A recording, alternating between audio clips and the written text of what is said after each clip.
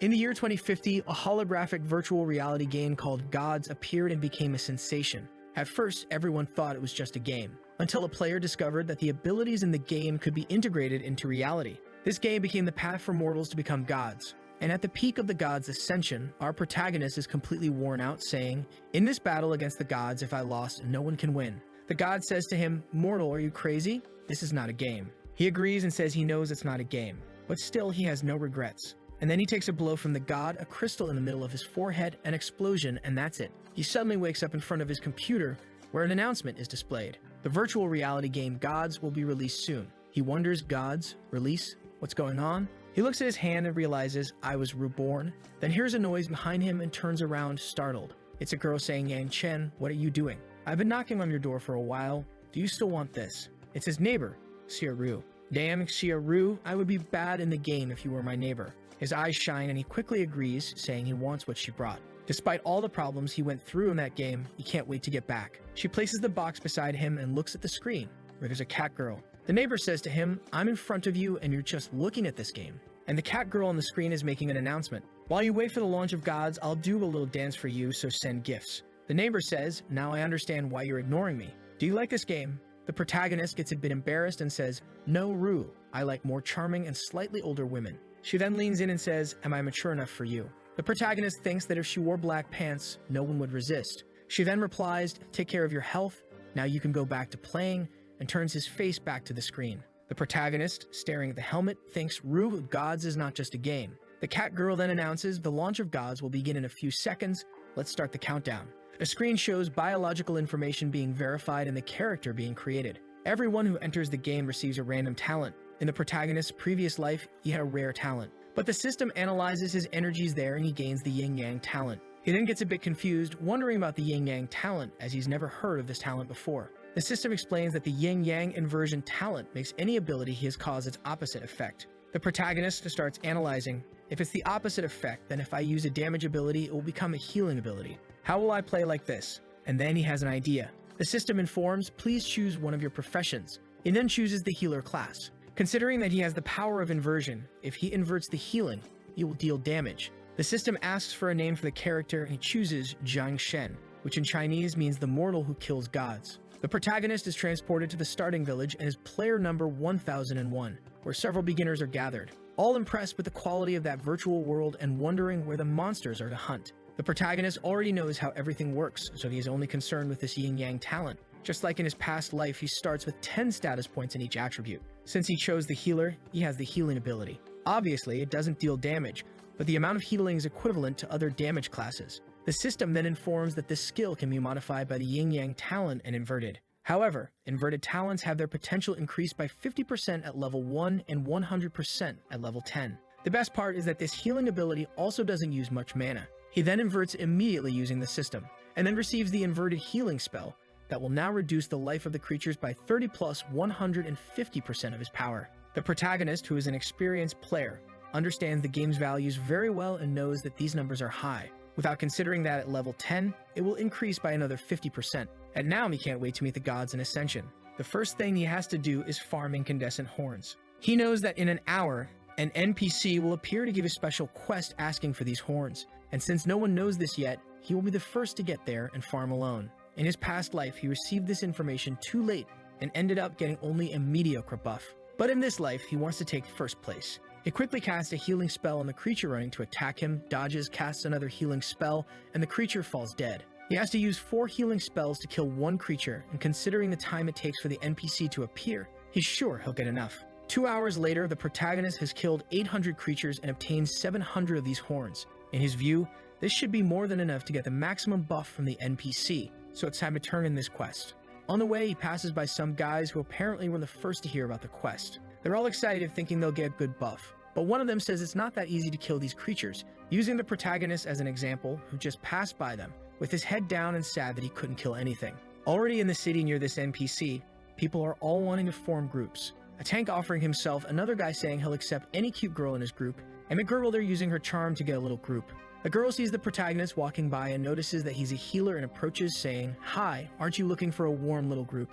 He responds curtly that he doesn't like groups and walks away. The girl feels a bit sad, thinking she found a healer, and the guy was even cute. But then another girl comes asking him, and another girl. These girls don't stop wanting to join his group. A blonde tank arrives to ask too, and I'd say she's quite dense. She says to him, "Lovely healer, aren't you looking for a team? Join me, I can tank any monster." The protagonist is a bit annoyed, wondering why all these girls want to form a group with him, and responds that he doesn't want to. Then he says the most suspicious phrase of all, stating that he's not interested because he likes men. He then goes to the NPC to collect the horn buff. The NPC was about to give the quest about the horns, but he informs them that he has already brought them all, leaving the guy puzzled since the quest has just started. However, since it's done, he has nothing to complain about and says that the gods will bestow a favor, taking the horns and the protagonist completing the mission. He says that the gods will give a great blessing in this life, and the protagonist is curious about what he will get. A goddess speaks to him, "Child from another world, the gods see that you believe deeply in love. Congratulations, you have received the blessing of the god of love." He gets excited since he certainly gathered more horns than anyone else. Blessing of the god of love. When you form a group with people of the opposite sex, you will receive several buffs. 50% reduction in skill cooldown time, 50% reduction in mana cost, and it will also improve the quality of the items that are dropped. The effects also improve for each additional woman in your group, and if you reach maximum intimacy with a group member, the buffs improve even more. Knowing that he will be forced to team up, he asks if he can remove this buff and exchange it for another. This love goddess is more like a goddess of mischief. Not to mention that he just said he likes men to all the girls in the city. He then asks the goddess to remove the buff, but the guy just makes him run away, hitting him on the head with a wand. Unfortunately, there's no way to change it. Back where he refused the girls, he's thinking, "If I had known this, I wouldn't have refused all those women. Now where am I going to find one of them?" Looking around, he sees that very dense Mike girl. She apparently joined a group of some other guys, thinking that hunting monsters with a hottie by their side will be even better. She's there feeling awkward, wondering what to do now. But then a window pops up saying that the player Jiang Shen invited you to the team. However, since you're already in a group, you can't accept. She then thinks if it's that cute guy from before. When she looks back, she sees the protagonist waving.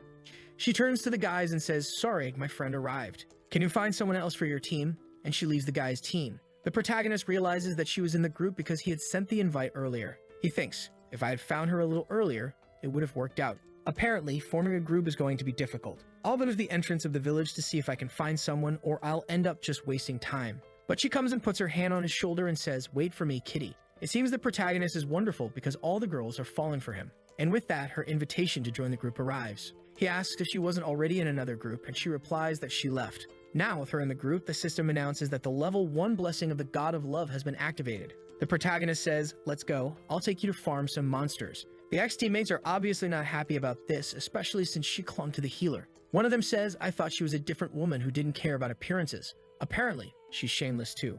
Already in the Green Plains, the girl is asking the protagonist, "Kitty, can't we farm some crimson horns?" He says it's too late and not worth it, and asks her to stop calling him Kitty. She then calls him Brother Jiang Shen and says there are no monsters here. He tells her to wait because they'll appear soon. Night falls and a level 5 wolf appears, making the knight feel insecure since the creatures are 3 levels above her, and says, "I'm a level 3 knight and you're a healer. Do you think we can handle it?" He tells her to relax and just enjoy the scenery while he handles everything. Using the healing spell, he deals 120 damage. Dodge minus 120 health. Seeing that, she's impressed, thinking he must be a professional. A level 5 mage's fireball deals about 30 to 40 damage. So how is this healer dealing over 100? Could you be using a hack? But she kind of dismisses it. This game was produced by many companies worldwide. There's no way to use hacks. And it's not just about the damage he's causing. How is he dodging these creatures so easily? Even other professionals in other virtual reality games aren't this good. She starts licking her lips, saying she will have to dry him out with a lot of heat. Imagining the adventure, Brother Jiang Shen, look at me. In the middle of this whole dream, a creature attacks her from behind and the protagonist warns her. She turns and manages to defend against the first attack in time. But the monster quickly attacks again, and she can't react, wondering how Jiang Shen is dodging so easily. The protagonist tells the crazy blonde not to get distracted. She's scared, asks why he's attracting so many monsters. He says he's doing it so she doesn't die. But the truth is, he only saved her because he doesn't want to lose the buff. She feels a bit embarrassed, apologizing for being a hindrance. But the protagonist is blunt and tells her to stop apologizing and stop getting distracted. Watching him dodge everything, she's completely lost. 15 minutes later, the protagonist has already managed to drop the staff he wanted. The item's quality is increased because he has a dense and friendly girl in his group. The protagonist thinks that this is enough for now. The girl is all happy, celebrating that she reached level 4. In the protagonist's system, an intimacy status is unlocked. He has already killed 57 creatures, and it shows 57 out of 10,000, so it's obvious. He'll have to kill 10,000 creatures while in the group with her to reach maximum intimacy. And upon reaching 10,000, things get quite steamy and wet. While Jiang Shen was thinking about how killing 10,000 creatures isn't easy, another monster appears. It's a level 5 boss wolf. Considering that at this point in the game, almost no one can kill a level 5 creature, imagine a level 5 boss. If he succeeds, he will probably be the first person to kill this creature, which should give him an achievement, making him excited. The problem is that with his current movement speed, he won't be able to dodge this creature. So he needs a plan for that. He turns to the blonde girl and says, "I'm going to pull the boss and take him away. When I give the signal, you activate the shield and pull them back." At least all this density should help absorb the impact on the shield. She needs to help the protagonist and stay calm. The protagonist then uses a healing spell to attract the creature. The wolf comes running like a madman, but its health barely decreases, and while the creature is mid-air, the protagonist has already cast 4 more healing spells on it. He then tells her to activate the shield and hold the beast. She pulls out her shield and tries to hold it, but takes a hit. The protagonist had explained to her exactly where the creature would attack, which is why she was in the perfect position, while he continues casting healing spells on the monster. But the bastard is still at 80% health and comes at him. He asks her to activate the shield again and keeps healing. Defended another healing spell, and they repeat this until the monster is dead. The system congratulates them for killing the mutant wolf. Being the first to kill it, they level up to level 7. Increases intimacy with her a little more, and she also goes up to level 5. The boss dropped a healer's robe, a dagger for assassins, and a book with a sealed skill. The protagonist is thrilled because this buff for getting higher quality items is very good. For now, he'll use this coat and sell the dagger for some money. As always, all the attributes he gained go to intelligence. The blonde asks the protagonist where they are going now. He says he's going to the village to take care of some business, and she can be free for a while. She also completed a quest to kill 50 random monsters and thinks, well, slowly I can catch up to him if I turn in this quest here. Maybe I'll reach his level. On the way back to the city, a group of guys from before were hunting. While Jiang Shen was hunting werewolves, the guys were still on chickens. One of them sees them and says, "Isn't that the night girl who left our team?" They recognize her and also notice it's the same healer and say, "It pisses me off just seeing that guy. What he has in looks lacks and everything else. I'll show him what I'm capable of and she'll see that strength is everything." Suddenly, an arrow flies at the protagonist. He realizes it's an ambush. The dense girl is worried, but he just dodges it easily. She feels relieved, and the protagonist stares at the guys who say, "Looks like you got lucky dodging that." The blonde asks why they attacked Jiang Shen. However, they ignore her and ask, "Do you think our group is like a bathroom where you can come and go as you please? Since you're going back to the beginner village, let me help you." The mage says these two are asking to die and cast a fireball. The knight easily defends with her shield, but the protagonist gets excited, thinking he'll get some free items and says, "Since it's like that, I'll help you go straight home," and then uses a healing spell, and the guys are confused about what's happening. What kind of healer is this? Why is the healer dealing damage? Is he hacking? The protagonist, impatient, says he is cheating and attacks, telling them if they have a problem, just report him. Seeing the damage his friend took, the guy thinks if he takes that hit, he'll end up in debt. The protagonist says there's one left and asks how he wants to die. The guy starts begging, saying, "Why don't you just let me live here? We can meet in the future and be friends." But the protagonist says, "Relax, I'll be friends with the items you're going to give me," and casts another healing spell. The guy dies there, screaming that he can't die. All my attributes will decrease by 1. And the worst part is if a group attacks and then dies to the ones they attacked, they forcibly drop their best item. The protagonist, staring at the items on the ground, thinks, "There really are many kind players in this world. I needed money to unlock my skill book, and they came here to deliver all this to me. I'm really moved." The knight blushes and says she'll turn in her quest. She then says goodbye and says they'll see each other later. As soon as she leaves, the buff deactivates, and he realizes he needs to increase the intimacy more. At the auction house, the protagonist went to do some shopping. He's there doing a bunch of calculations: 40 gold, 90 stones, 30 silver. In the end, the items dropped by the guys will be sold automatically at a fixed price, and the items he got from the boss will be put up for auction. Now, with the 8 gold and 91 silver he has, it's enough to unlock that skill book. The protagonist then arrives at the door where the mentor is. The emblem display there is the same as the resurrection skill that only high-level players can have. He enters and is greeted by a buff guy saying, "Hi adventurer, welcome to my hut of healing mentors. I'm your instructor, how can I help you?" The protagonist already realized that the guy is a bit crazy but says, "I need to unlock a skill book." The guy grabs the book and says, "Wow, it's a 2-star book with an incredible fragrance. But adventurer, to unlock this book, you'll need 5 gold coins." He puts the bag on the table, and the guy drools, saying he seems to be very good. Now the skill book is unlocked. The protagonist immediately recognizes it as a very good group healing skill. If he uses Yin Yang, it will turn into an amazing area damage skill. The guy thanks him and says, "May the gods of healing be with you.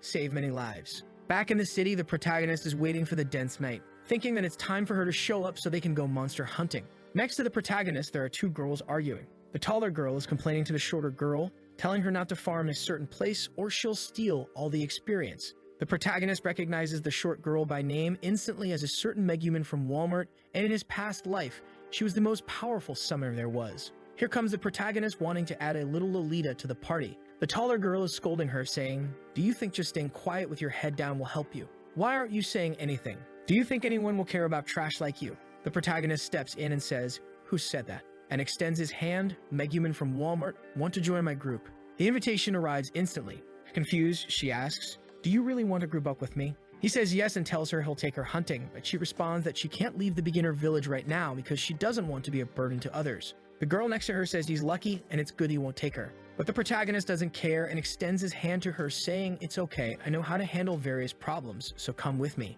The girl next to her, getting pissed off, says, "Who do you think you are? As long as I'm here, Megumin isn't going with you, so stop wasting your time." But Megumin turns to the protagonist, tells him they should go, and accepts the group invite. The other girl angrily says she won't go and orders her to stay put. The protagonist then asks her to repeat what she said and heals a rabbit passing by. It immediately takes 225 damage, and the girl is shocked. "How are you dealing so much damage?" The protagonist then leaves with Megumin to find the blonde. The knight sees that this girl joined the group and is level 2 and wonders why he did that.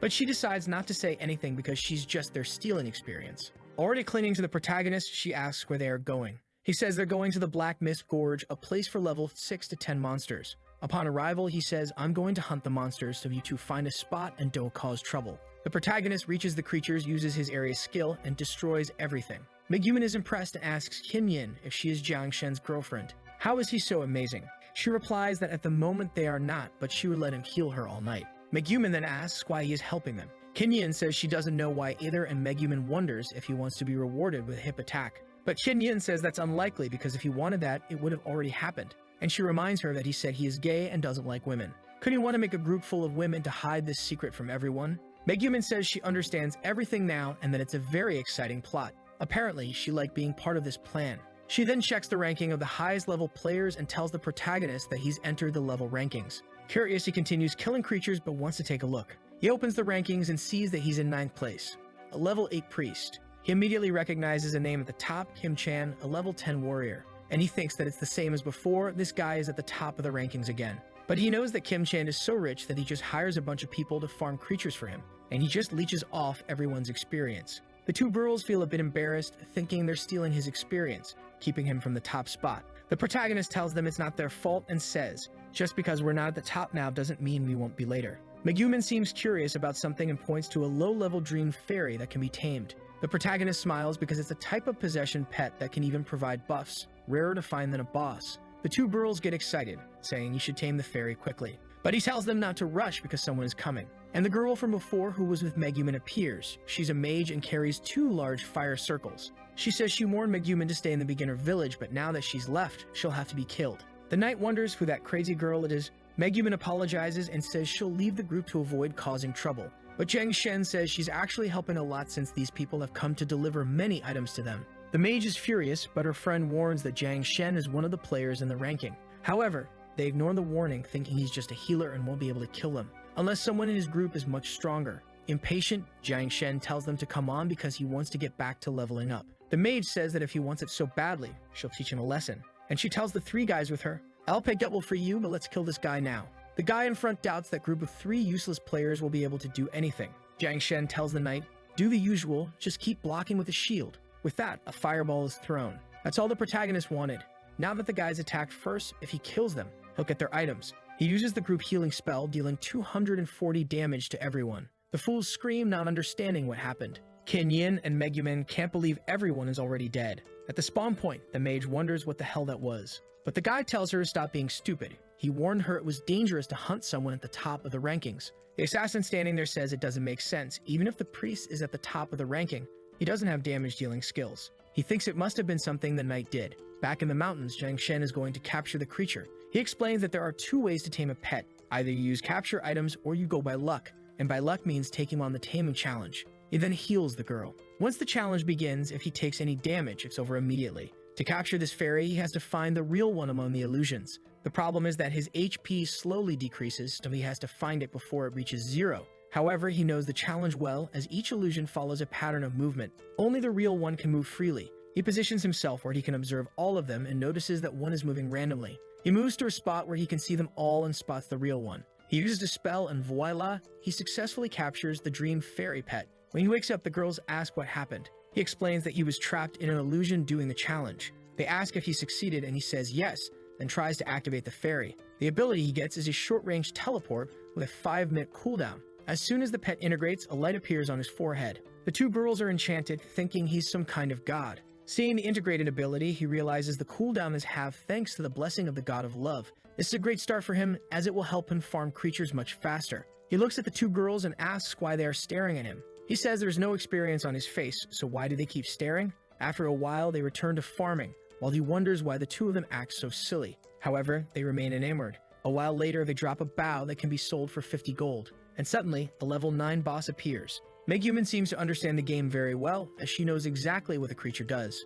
She describes each of its abilities, leaving the protagonist impressed. He asks if she's faced it before, and she responds that of course she hasn't. She says she learned all this by reading the official guides. However, she warns him that to kill that creature he needs a warrior, but he isn't one. The Dense Knight says she can try to block with her shield. However, Megumin warns that the monster has some crowd control abilities. Seeing how smart she is, the protagonist now understands why she was the strongest summoner in his past life. However, he assures them he can handle it. The knight asks if he wants her to use the shield, but he says no, just stay in a safe place and don't attract any monsters. He says he'll deal with it alone, and Megumin is impressed, asking if he's sure he doesn't want any help. He says he's fine and climbs to a higher part of the region. With that, he starts casting healing spells on the monster. The boss activates a red ability throwing dark chains, but he easily dodges them. Megumin is impressed that he can even dodge abilities. From up high, the protagonist continues attacking with healing spells. The boss pulls out a scythe and swings it toward him. Megumin warns him to be careful. The protagonist activates the fairy he captured and teleports out of the attack.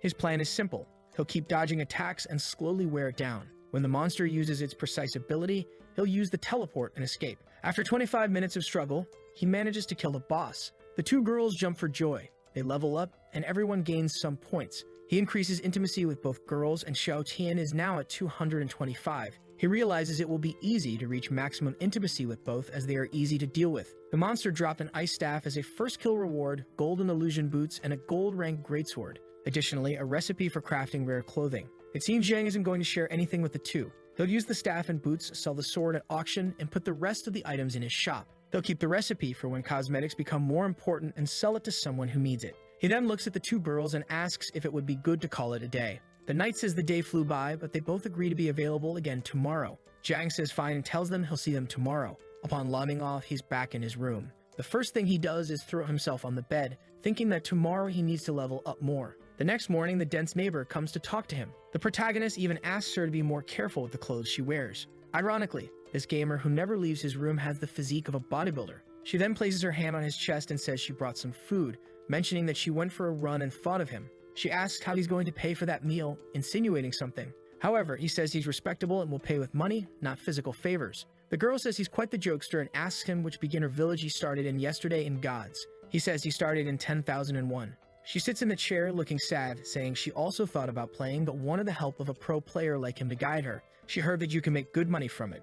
The protagonist says that for now, 1 gold coin in the game is worth 75 Chinese coins, but soon it will be worth around 100. He asks if she isn't a fashion design graduate, already planning to give her the clothing recipe he got from the boss since for now, it's not worth selling. He tells her it would be great if she did the same thing in the game. Once she reaches level 10 and starts crafting a bunch of items, she can sell them to the maniacs who want to customize their characters and make some good money. She says it's a great idea that she's still at level 3. The protagonist reassures her, saying he'll send her a guide on how to reach level 10. But for now, he needs to get back to the game and tells her to do the same. He jokes that if she doesn't level up, he won't talk to her anymore. Now he realizes that he is one of the few players close to reaching level 10 since most are still at levels 2 or 3. He then puts on the helmet, confident that today he will reach level 10. Back in the game, Megumin messages him in the chat to let her know when he logs in. He replies, "See you at the village entrance in 5 minutes." The protagonist is happy that she logged in so early too. But before that, he needs to go to the auction house to see what's sold. He arrives and receives 1,125 gold coins.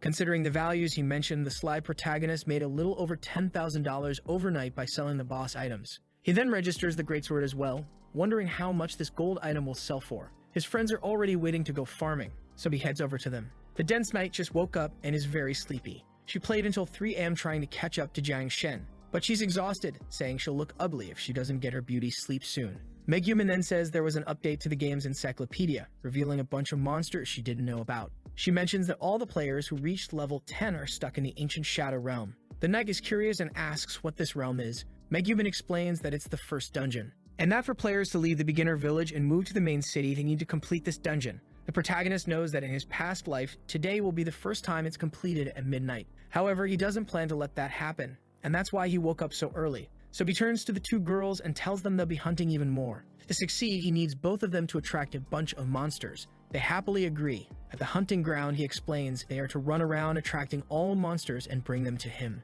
The knight will help draw attention and block. Then he, with his area healing spell, will kill them all. The scene shifts to the 2 girls running, all battered and desperate. Unsure if he can handle it, they ask if he really can manage all that. He's delighted, thinking it's no wonder she was one of the best in his past life. With that, he casts an ability in the midst of all the creatures and reaches level 10. Now that he's reached this milestone, the damage of the yin-yang ability increases by 50%, and when he reaches level 20, it will increase by 200%. The addicted protagonist's eyes are shining. He turns to the 2 and asks how much they need to reach level 10. Meg even explains she just reached level 9, so it will take at least another 3 hours for her. Jiang says if that's the case, they have no time to lose and need to get back to killing. 3 hours later, they arrive at the dungeon entrance. People around are commenting that no one at the top can defeat it. Even one of the best guilds entered and got wrecked. The knight is impressed by the crowd in front of the dungeon. However, Jiang mentions that few of them are actually level 10. Even the good players are still at level 6. The 2 girls look at each other and think the same thing.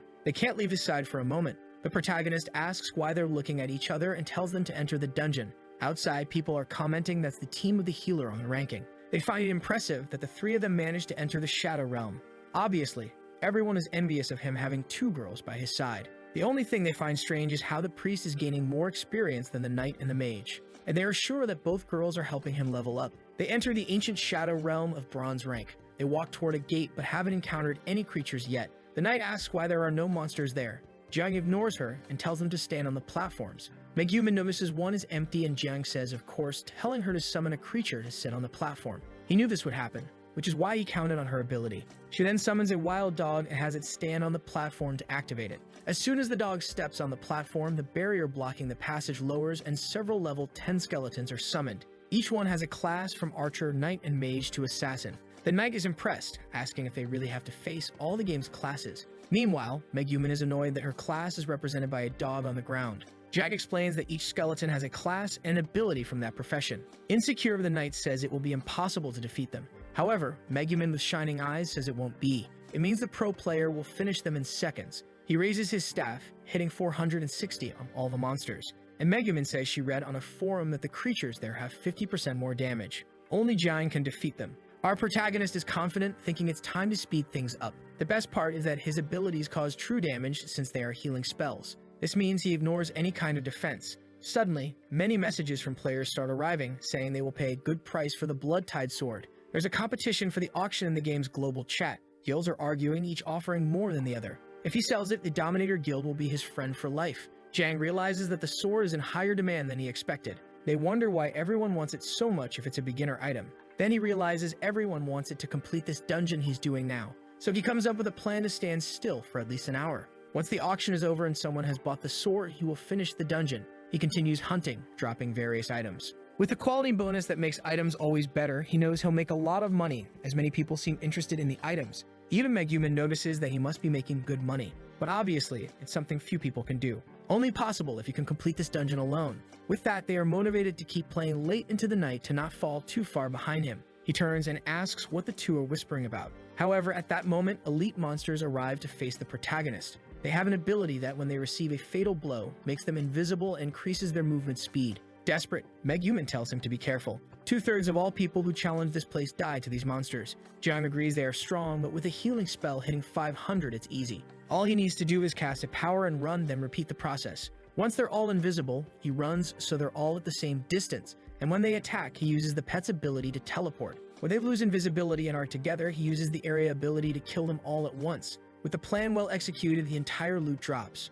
This time, he receives a white jade bone shield with several insane stats. The girls continue watching with hearts in their eyes. However, suddenly, something starts shaking and a hand emerges from the ground. This is the boss of the place known as the Ancient Shadow of the Undead of Bronze rank, which has an ability called Mana Burn. It's a laser that targets the farthest person, reducing their mana by 10% every 10 seconds. Not to mention it has a Chaotic Soul ability. Every time the boss loses 10% of its health, it launches an attack on the target that dealt the most damage. The boss says he's the Empire's mage and asks how those ants dare attack him, warning that the punishment for this is the death penalty. Today, Jang realizes he's in a complicated situation. One ability targets those far away. However, the other targets the one who deals the most damage. He knows the situation isn't good, but that item in the boss's hand is very rare and only drops on the boss's first kill, so he needs to get it. He turns to the two girls and tells them the boss is straightforward. He will initiate the attacks and draw the monster at him while they keep attacking. They are skeptical that it would be so simple, especially since the entire server is having difficulties.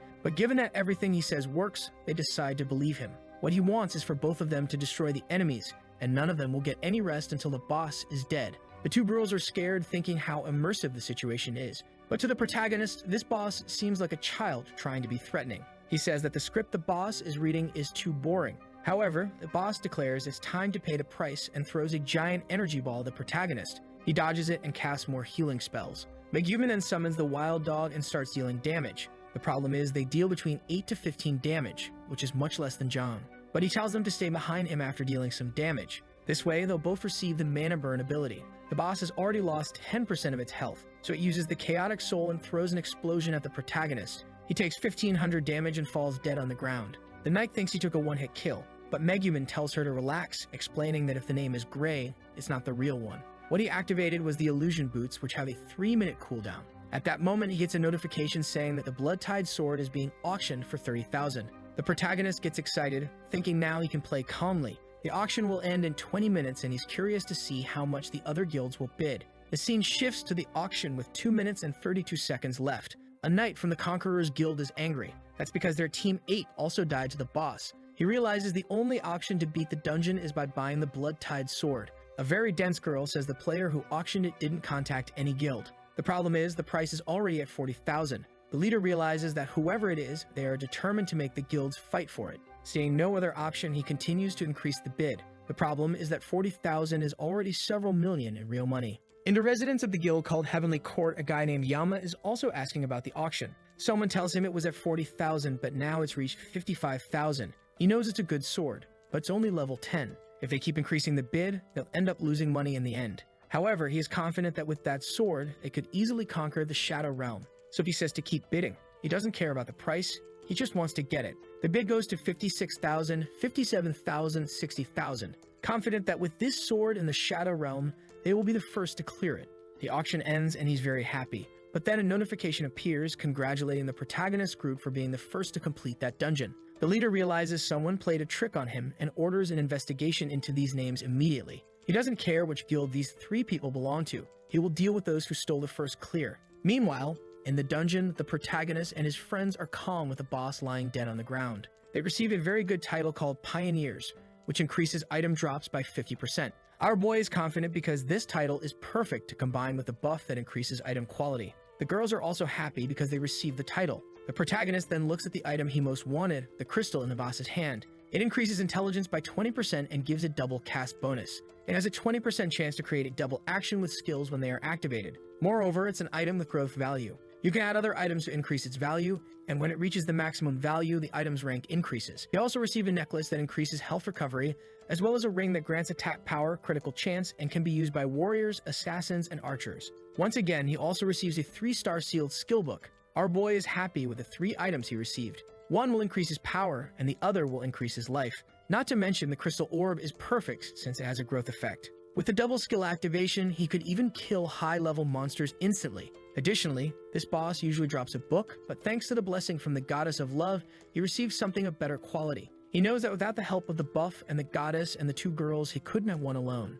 So he turns to the 2 and tells them he prepared 2 pieces of equipment for each of them. They are bronze rank, but for now, they should be sufficient. They are all happy, thanking him, especially since they did nothing and are still getting good items. They hub each other, but they should be hubbing our boy. The protagonist says it's okay. After all, he knows the auction has a limit on the items you can register, so he needs to give some to them and sell the rest. And anything worthless, he will use to raise the level of the crystal orb. With that, he says they're done here, and it's time to return to the main city. Seeing the protagonist group leave, everyone starts saying they need to be revered. It's amazing they won with just 3 people. While most guilds were stuck, these 3 managed to win. But in reality, everyone thinks it was the knight's achievement. They say she is now the rank 1 in the entire country. While everyone tries to talk to her, our boy sneaks away unnoticed, saying he'll meet her later in the beginner village. A while later, he asks them if they have anything to do. They say no, so they are teleported to the city of Julu. Once again, everyone is impressed with the graphics and realism of that city. The protagonist says now the real game begins. They enter a mansion, and he tells them to collect all the monster-killing quests from the NPCs.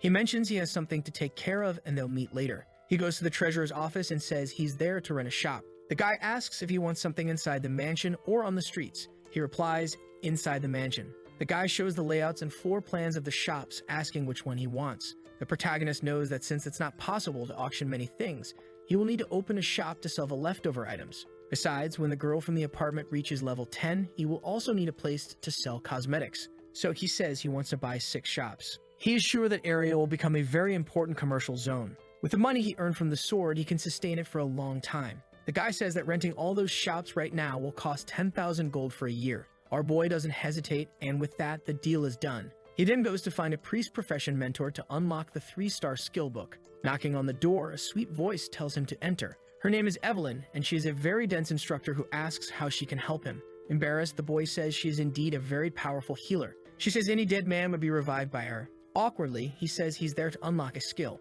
Seeing it's a 3-star book, she says he's quite impressive. However, she warns that as amazing as it will cost 50 gold to unlock. For our boy, that's a pittance. So he unlocks it and gains a sacred light field. It summons a 20-meter hexagram where everyone is healed by 100% of his power for 10 seconds. As always, he uses the skill with the yin-yang passive. Now, everyone within the hexagram will lose 200% of his attack power and health per second. Our boy is confident that within this domain he is invincible. With that resolved, it's time to find the 2 girls to start doing missions. Suddenly, he receives a message from the knight asking about an infinite challenge, wondering if she should accept it. The protagonist knows it's a very good mission, so he tells her to accept it. It's a mission where you can choose to earn a lot of experience or many items. However, there's a final option where you can get both, but it's much more difficult. She was going to explain all this to him, but obviously he already knows everything and tells her to accept. In another city, the guy who got outsmarted by the protagonist is furious. Someone arrives and tells him they found the 3 people who stole the first kill of the shadow boss. They say it's a knight, a priest, and a summoner,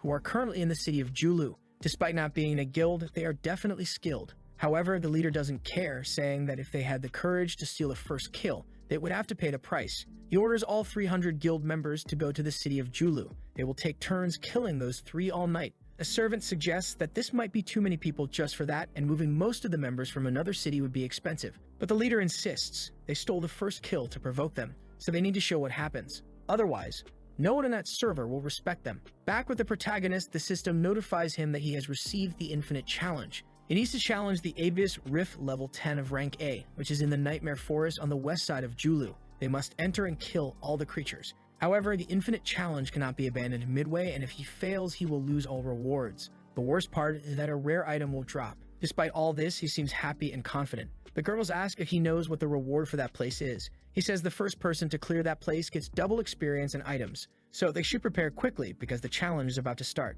The scene then shifts to them entering the challenge, and a level 10 demon soldier appears. This time, he will need the knight to withstand some of the attacks. Now well equipped, she is managing to do some of the work. Our boy reminds her not to worry about dealing damage and just keep dodging. Megumin apologizes for being so useless. At the moment, she can neither deal damage nor draw attention. But our protagonist says it's okay since summoners are like that in the beginning. However, when they reach level 20, they become much stronger. But early in the game, it's best for her to just stand still and not cause much trouble. Megumin knows this is true, so she smiles and accepts it. For her, just gaining experience is perfect. More demons arrive, and finally the knight is really contributing to the group. Our boy tells them to stay calm, as this will be easy. He uses the new circle and now is dealing 1120 damage. Meanwhile, in the Dragon's Flight Guild Hall, a guy tells the leader to check a video on the official forum. The leader steps out of the capsule, saying not to bother him while he's playing. But the guy shows a huge group heading to Julu. The leader recognizes it as one of his rivals and wonders why he took the whole guild there. The assistant says it's to deal with the guy who stole the first kill of the shadow boss. Yama was foolish and spent a huge amount of money just to buy a sword that this guy apparently sold. That's why he's seeking revenge. However, the leader says Yama is thinking about it too simplistically. Yama actually wants to use this situation to show they dominate the server. However, as good as that plan is, they can't let all the good things go to this guy. He says it's time for everyone to head to Julu as well. The guy asks if they will cause trouble for Yama. He says no, instead they will recruit the people who got the first clear of that dungeon. Meanwhile, in the Infinite Labyrinth, the protagonist and his friends keep killing creatures. His inventory is so full that he can't pick up any more items. The good thing is that he can keep feeding the orb with useless items. A sword, clothing, or staff gives an additional 10 power. The inventory now only has good items left, and all the trash is being used to level up the orb. Soon enough, the orb reaches 300 of 300 and ranks up for the first time, further increasing intelligence and doubling the chance of activating a skill twice. Even the protagonist thinks about how overpowered this item is becoming. With a 40% chance of double casting, he is practically invincible. However, the knight has drawn a bunch of monsters and warns that she's about to die. Our boy tells her to come closer and quickly finishes them off. The monsters disappear, dropping more items. Even he wonders when it will end. 3 minutes later, he reaches level 12, spends some points, and now everyone is loaded with items to carry. Megumin is happy since she gained a lot of experience too. The system announces that they have finished the rift. They are happy to leave, but he tells them to wait. Confused, they are told it's not over. Suddenly, a crystal spins in the air, and an elite rank 10-winged demon appears. Our boy knows this is the last monster and has a 100% drop rate, so he's sure to get gold rank item. He starts healing the monster, which angrily charges at him. However, he has teleportation, so he easily dodges. 30 seconds later, it's over. The girls are shocked that he defeated it alone in less than a minute. The item dropped is the Demon Blood Battle Armor, which greatly increases defense and constitution, and has a chance to activate a healing effect when attacked. Obviously, it would be great for the knight, but it would hide her strongest attribute. Our boy knows that item is extremely powerful. You receive so much healing that's practically like doubling your health. He also received a blueprint for a dress, which he will give to his friend from the apartment. With everything finished, it's time to return to the city. 30 minutes later, the guys in the city are talking to the leader, asking if the information about the guy being there might be false. The leader says they've searched everywhere, so they must be outside hunting. The plan is to stay at the gate until they return. Finally, it looks like they've arrived. Our boy recognizes them and wonders if they are trying to cause trouble. As he passes, one guy warns him to be careful. The knight asks who they heard that from, and the protagonist asks why Yama is hunting him. However, he knows very well why. It's probably because of the sword he sold to the guy. He then tells the girls to walk around the city and gather information. He will turn in the mission and contact them later. He goes to one of the shops he opened. The bronze items will be sold for at least 20 gold, and the armor will be left in the shop without a price, just to make people envious. While he thinks about the next steps, they contact him, saying that outside there are over 300 people brought in to execute him. It also looks like more than one guild is involved. Our protagonist seems excited about this, saying things are getting interesting. However, if they all came for him as a reward, he will put them all in the grave. It's the perfect time to activate a certain quest and use these players' lives. In the southern part of Julu, there's a guy sleeping and he approaches, calling him the Lord of the city. The Lord asks how he knows who he is. The protagonist says he believes in the guidance of the gods and wants to activate the quest that only starts when the Lord is not in the mansion. The Lord says if that's the case, he will get straight to the point. He says, according to the will of the gods, he will provide guidance for the adventurers who arrived from another world in this city and will release the Lord's request for those who completed the quest. The system then says he activated the limited quest of Julu City. Go to the northern part and obtain the Heart of Flames from the stone beast. Then bring it to the Lord and receive the light of the city's Lord. The more stones brought, the greater the reward. But the quest has a time limit of 3 hours.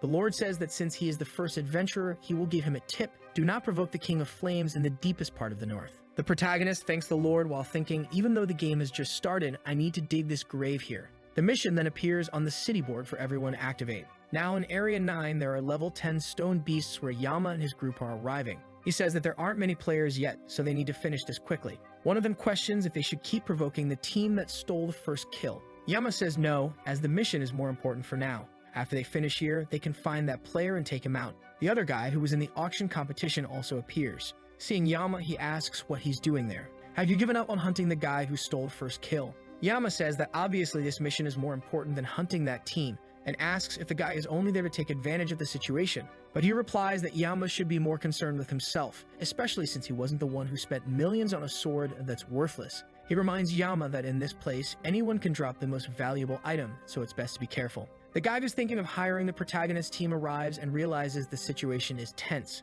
All the strongest guilds seem to be on the brink of a fight, but it's obvious that a limited quest would create such tension. However, the most important thing right now is to kill as many creatures as possible and get the best rewards. Meanwhile, the protagonist team is deep in the forest. Megumin asks why they are ignoring the other players and heading straight for the center of the forest. She questions if they are not going to do the quest. He explains that the given mission is just an introduction. The real objective is to kill the level 15 boss. The Stone Flame King has just appeared in front of them. Like the wizard, it has special abilities. Every time it loses 10% of its health, it punches the ground, making stones fly everywhere. Each time it kills a target, it recovers a significant portion of health and becomes even stronger. At that moment, the boss introduces itself as the King of Stones and Flames, saying insolent humans should not have awakened it from its slumber. The knight is scared, and Megumin says maybe they won't succeed this time. But our protagonist, Calm, says he'll draw the monster away and run as far as possible. From where the monster came, there's a flame crystal in the center. When he sends a message, she should destroy it. He then casts a healing spell on the creature and declares himself the opponent.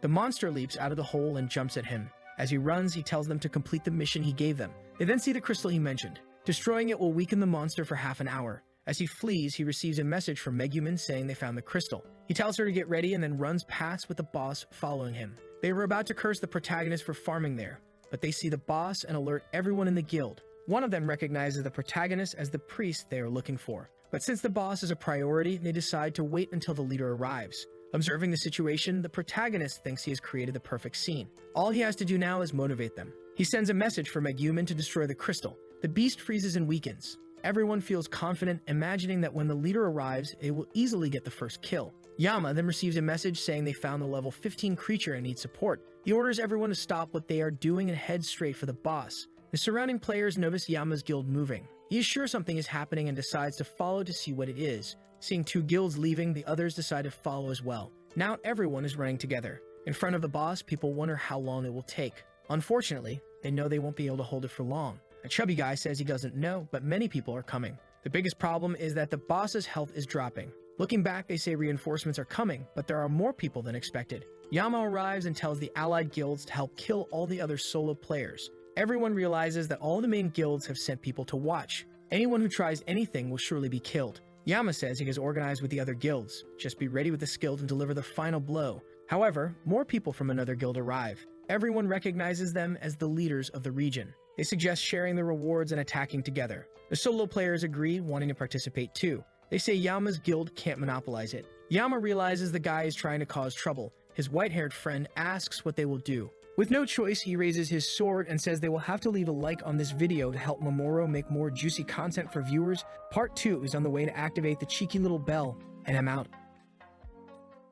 Do you remember that the last episode ended when Yama told them to attack the golem? With that, everyone started attacking the creature since his plan was to steal it using an ability. The knight and Megumin were impressed by the number of people. However, Megumin immediately understood the plan. He wanted to use the boss to deal with Yama's entire team. A protagonist asks if she still hasn't noticed the boss's ability. She tells him to explain, and he says that the boss had the ability to form life. This means that he will continually grow stronger and recover all his life every time he kills someone. This means that the more players are against him, the greater the maximum strength that monster will have. Megumin then understands that the crystal he ordered to be broken was just to give them a false illusion. And with that, he calculated the exact time for when they would face him. The boss is about to be defeated as his life is down to 30%. And at that moment, he uses an ability. Stones fly everywhere, and the soldiers try to dodge. Yama becomes desperate, telling everyone to flee and wait for that ability to end. But it's too late, and now the monster has already recovered part of its life, and the people realize that he is no longer in that weakened state. Strangely, Yama seems happy,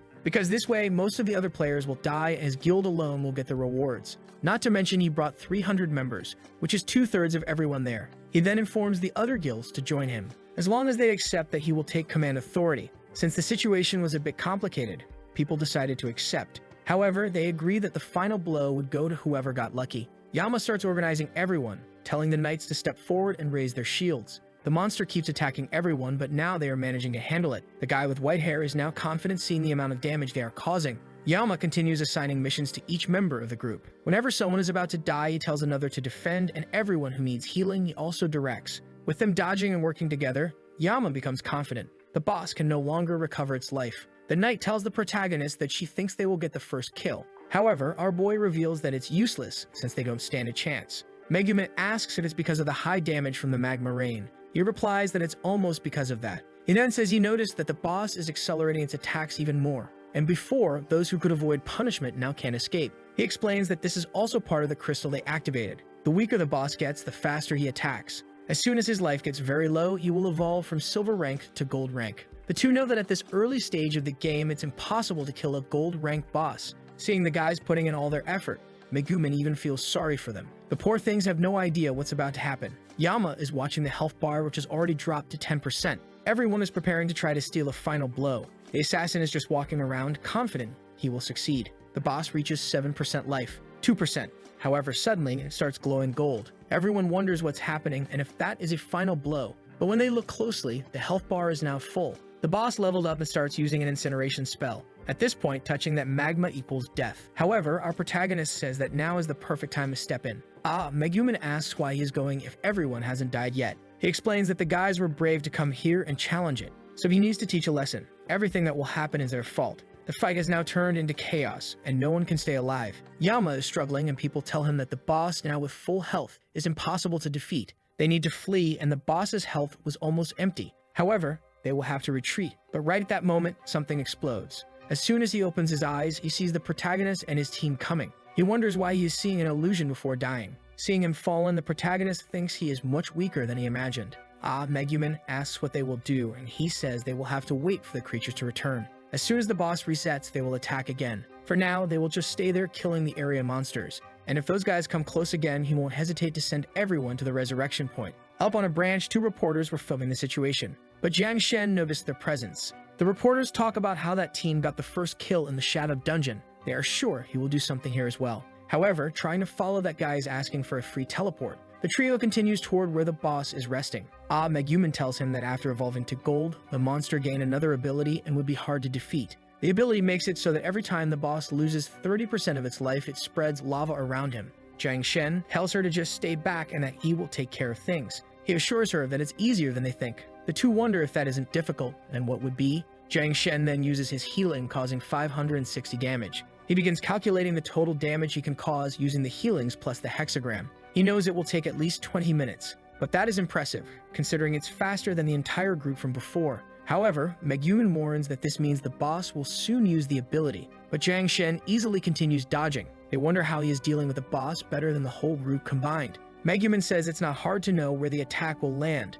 The difficult part is controlling the characters so well. Indeed, Jiang Shen is a professional. The biggest problem for those guilds was that there were many weak people making the boss regain life. But since he is there alone, the boss cannot recover its life. As soon as it reaches 8%, he uses the magma rain, and Jiang Shen, who is already used to it, activates his illusion. He disappears and easily dodges. With that, the boss uses another skill, and he sends another heal. After a series of attacks, he says it's time to finish this and goes for the monster's head. The reporters couldn't resist their curiosity and got closer to see what he was doing. They couldn't believe it, fearing they might get a free teleport. However, the monster was already defeated, and the message appears congratulating him for being the first to kill the gold-ranked boss in the region, and this time she really did nothing. With that, the protagonist leveled up to 15, a total of 3 levels at once. A bunch of items starts dropping. One of the first things is fire heart worth 1,000 of those quest crystals, besides a cloak that seems very good, known as the Demon Eater Cloak. It gives 1,000 mana and a bonus for 10% of your damage recovers your mana. And if you drop to 50% or less life, you get a shield with your mana. Additionally, he received a staff that increases the chance of abilities causing paralyzing damage. There is also a God's Skill Stone that can be used to improve a 3-star skill. Even Jiang Shen was impressed, saying it was a pot of gold. Confident that now, with this mana shield and his dodges, he will probably survive more than a tanker. Even if the paralysis effect only lasts 1 second, he can apply it multiple times. At this point in the game, he is basically invincible. The skill stone is very good, but no one can use it for now. And since that's the case, it's only useful for him. He then upgrades the hexagram ability, increasing the area by 5 meters and the ability's damage by 50%. And after all this mess, it's time to return to the main city. He is curious to see if anyone wants to try out the new items. He knows about the 2 reporter assassins following him, but there's no reason to do anything against them. Finally, they leave, and the female reporter thinks that Priest is very weird. It seemed like he was staring at her all the time, and invisibility didn't even work. They decide it's better to film the monster's body, otherwise no one will believe this news. On the forums, everyone learned that the boss died. However, there is still a secret about who killed it. The protagonist tells the 2 that he will talk to the Lord and hand in the quest. He tells them to collect new ones so they can keep leveling up. He then enters the Lord's room, who recognizes him, saying he is the adventurer from another world. He asks him to show how many crystals he brought. Immediately, Jiang shows the heart he took from the boss. The NPC is impressed, saying that this is the true value of a warrior from another world. A common reward cannot be given for such a crystal. Jiang Shen says he doesn't want anything too big. He would just like a mysterious class change book for each of his team members. However, the Lord says that this is asking too much. There aren't many of these in this city. Our boy tries to dramatize, asking him to think of his two friends. The Lord tells him to stop the drama. At most, he will receive one mysterious class book, and for them, some growth potions with the blessing of the city of Julu. Our boy gets excited, eyes shining, saying the Lord is very kind. With that, he hands over the bag of items and says he doesn't want to see his face there anymore. Our boy is all happy, saying that the city Lord is very kind. The mysterious book allows him to gain a new profession related to his class. The growth water grants 100% more experience. Additionally, the Lord's blessing gives 10% more attributes when you are doing something within that city. He is confident that things will get even better now. He then asks Megumin how things are in the city. They comment that after so many losses, the guilds don't seem to want to stay idle. The knight says she saw online that everyone knows about it, and their leader is furious. They ask what they will do if the guys take any action. Jiang Shen says these guys are going too far, and they will have to teach them a small lesson. However, he warns that since the two of them couldn't withstand all the attacks, they should stay in the mansion, just picking up missions, and he will go meet them. A guy that informs Yama that they found the priest. Yama thinks the boy is very bold to be alone in that city. Apparently, he doesn't understand how serious and powerful their guild is. He thinks it will be wonderful to get revenge on those who stole the first kill. He tells them to gather about 50 members to kill this guy multiple times. Already entering an alley in the city, they ask if the information was really correct. The guy says yes, everyone saw the priest entering there. The guys say it's a dead-end alley, so he must be at the end. As they were entering, Jiang Shen appears, saying he heard they were looking for him. The guys remember that he was also the priest who ran past and threw the magma boss on everyone, and they immediately understand that he did it on purpose to sabotage their mission. Jiang says it's their fault for not being able to defeat the boss. The guys get angry and say he messed with Heavenly, and he will have to pay the price. With that, they use a flame explosion in his direction, saying that today he returns to the beginner village. In front of him are a swordsman, assassin, warrior, archer, mage, and the poor guy alone. However, he says they are eager to die, but that's good since he wants to test the new ability he just evolved. He then uses the hexagram with the evolved crystal. Everyone in the middle takes 1200 damage. The people say it's impossible. How can a priest deal so much damage? Jiang Shen is the one who gets disappointed, realizing he can only test his abilities on strong creatures. However, one of them says he is in trouble because it's a safe zone in the city and the guards will appear soon. Jiang says he doesn't know if he will die, but the guy on the ground definitely will. With that, he finishes him off. Immediately, the entire city guard appears, saying that violence is not allowed and all violators must be punished. However, the system notifies that as he has the Lord's blessing, he can nullify one violation per day. After activating the effect, the knight apologizes, saying he didn't recognize the Great Lord Fangsham. He apologizes for the offense and says he can go. With that, he waves goodbye, thinking it's a shame he can only escape judgment once a day. Now it's time to pursue the mysterious profession, but first he will need some blue human potions and teleport stones. Half an hour later, he has already put all the items up for auction and collected the money he had in stock. The system asks if he wants to start the mysterious mission for a class change. He accepts and receives the explanation. You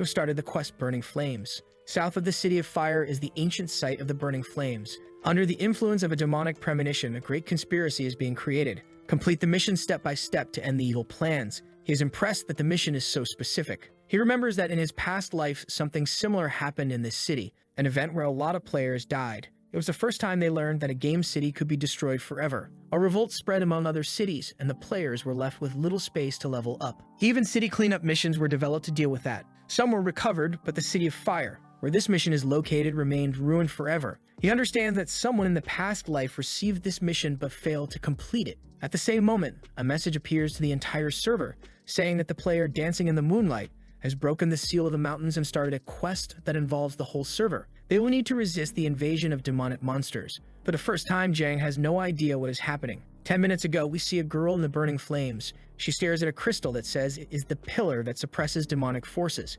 However, it has weakened over time and would be destroyed with minimal external force. The assassin named Dancing in the Moonlight just touches it and the crystal explodes. This is how the server quest was initiated. To survive, they receive some tips. Any player who completes the mission will receive 50 free attribute points. However, if the mission fails, the person who activated it will lose 50% of everything they have. The second tip is that after the quest is activated, creatures will appear in that region, including a large number of demons, some elite creatures, and even some bosses reaching the gold rank. The girl who activated the mission is scared because it involves the entire server. It is certainly far beyond her control. Not to mention that most of the stronger players are at level 15. Even silver rank bosses are a significant challenge. If gold rank bosses really appear, she won't stand a chance. The worst part is that now she will lose 50% of her attributes. In fact, she hadn't activated it yet. She decided to look at the forum to see the server's situation. That's when she saw the news that 3 people killed a gold rank boss. With that, She felt confident that they had enough power to solve this mission. And then she activated it.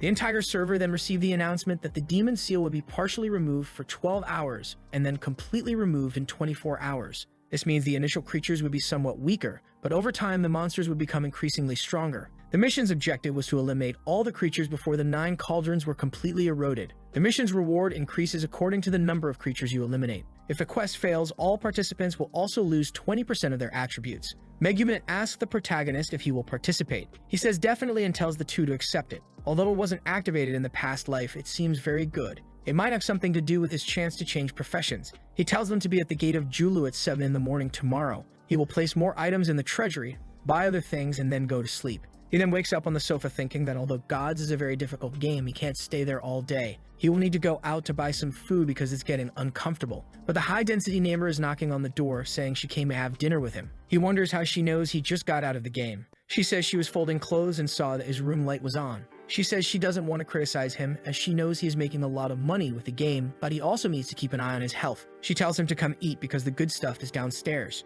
He asks her if that outfit is appropriate to be in his room. She says that it's normal and asks if he really wants to see something inappropriate. He wonders if that is really available. She says it's a joke and tells him to come down and eat. The next day, in front of the city of Julu, they are preparing for the challenge, and obviously, there are a bunch of guys trying to recruit the two into their teams. He then arrives and they explain the situation. Jang tells them to leave those guys behind and go. They then use the teleport and arrive in the City of Fire. The knight is impressed with the design of that place.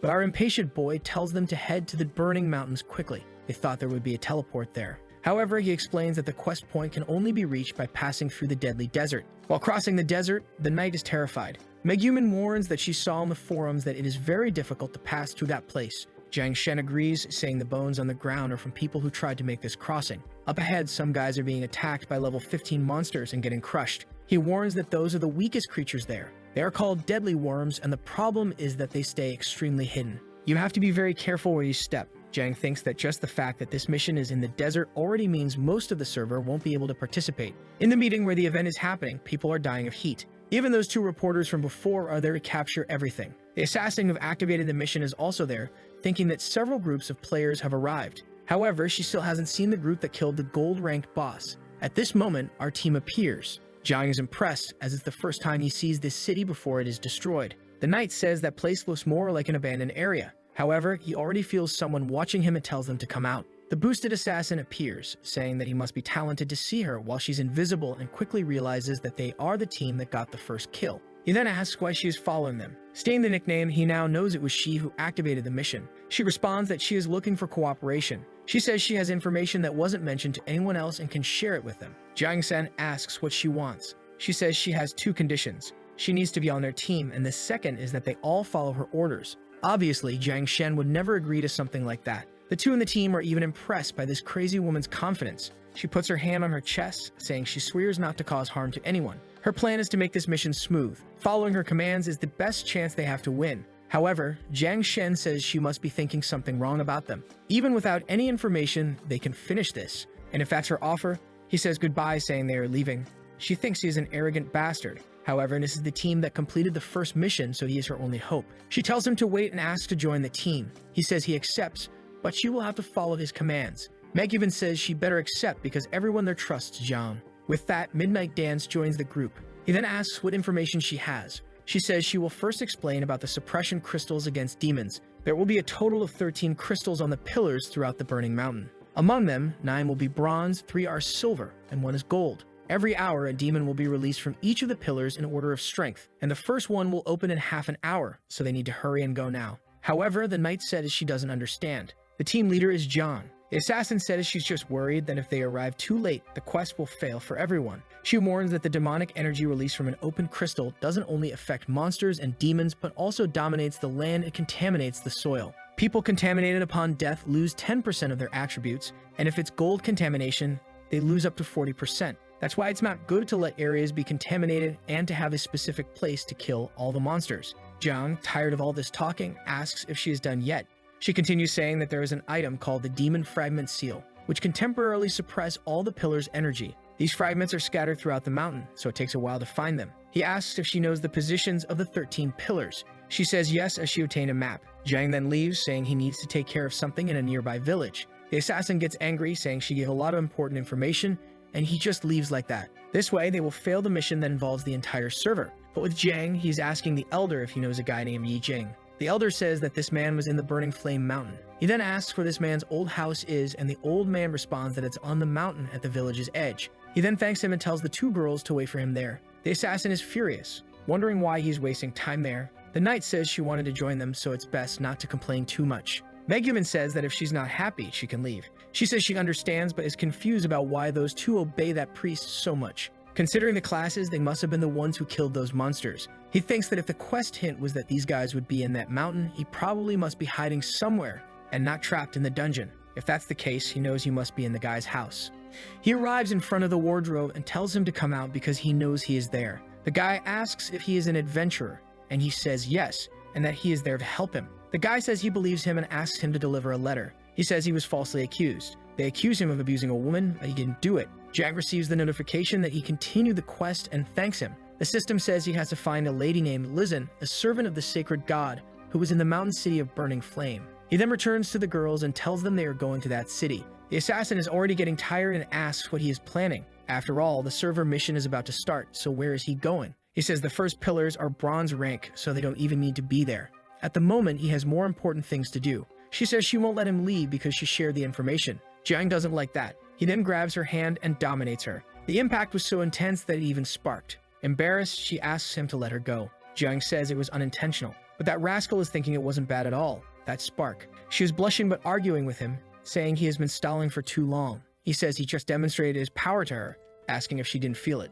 She says she wants him to prove his power in a real fight, not just a USB-connected one. He replies that he doesn't have that much free time to waste fighting for no reason. He says that if she doesn't trust him, she can leave the team and find other people. In the end, he will help anyway. With that, he calls the others from the team and tells them to go quickly. However, he notices those two reporters are close by. He then approaches them and asks if they haven't seen enough and warns them that all this filming is becoming harassment. They greet him awkwardly, wondering how they were spotted. The girl explains that they are employees working for the game company and are only there to record heroic acts. The guy next to her is impressed at how well his friend lies. Jiang then says he remembered them from the northern lands and mentions that they already took a lot of material from him. If they benefited so much from him, they wouldn't mind making an announcement for him. He tells them to inform the entire server that in the mansion's basement in the city of Julu, there is a shop selling Euro rank equipment. The two reporters feel hesitant and awkward, but a minute later, the announcement is made. He then says he's heading to the sacred city and asks Lu what she wants to do. Jiang no longer considers having her on the team a good thing because it seems it will be difficult to improve their favorability.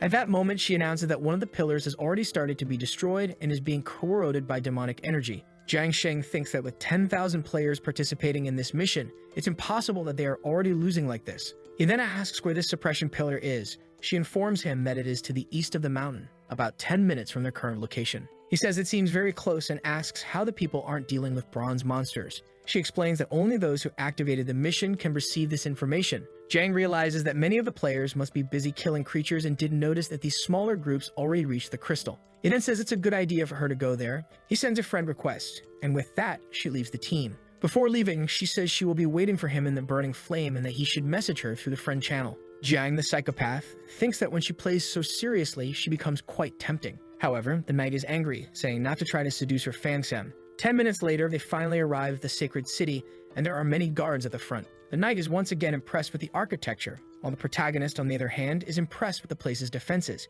He realizes that invading it would be impossible. The guards block their entry, saying that without authorization, no one can enter that residence. He says he's there to meet Miss Lizanne and even has a letter. The guard says that if that's the case, he will inform the lady to confirm. Jiang already realizes that the girl's position is not low in this city. A few minutes later, the guard returns, saying he can enter. Jiang goes ahead, but the two from the team are stopped. Inside, he notices it is full of guards, and there would be no way to invade without the letter. As he approaches her sight, she asks if he is the one who brought the letter. He hands it over, and she asks if he knows where the person who sent it is. Angrily, she says that only one person could have sent it, and it seems he was lucky to escape the guards. Jiang Chen finds her reaction strange, wondering if she dislikes the guy. She then looks at him and asks if he likes He Jing. He says no and that he's just an adventurer who accepted a mission. Since he already sensed that this woman's intentions aren't good, Lizanne responds that this is very convenient and asks him to kill He Jing. At that moment, he receives a sudden commission mission from Lizanne to eliminate the traitor He Jing. However, it's a special mission that conflicts with his class change.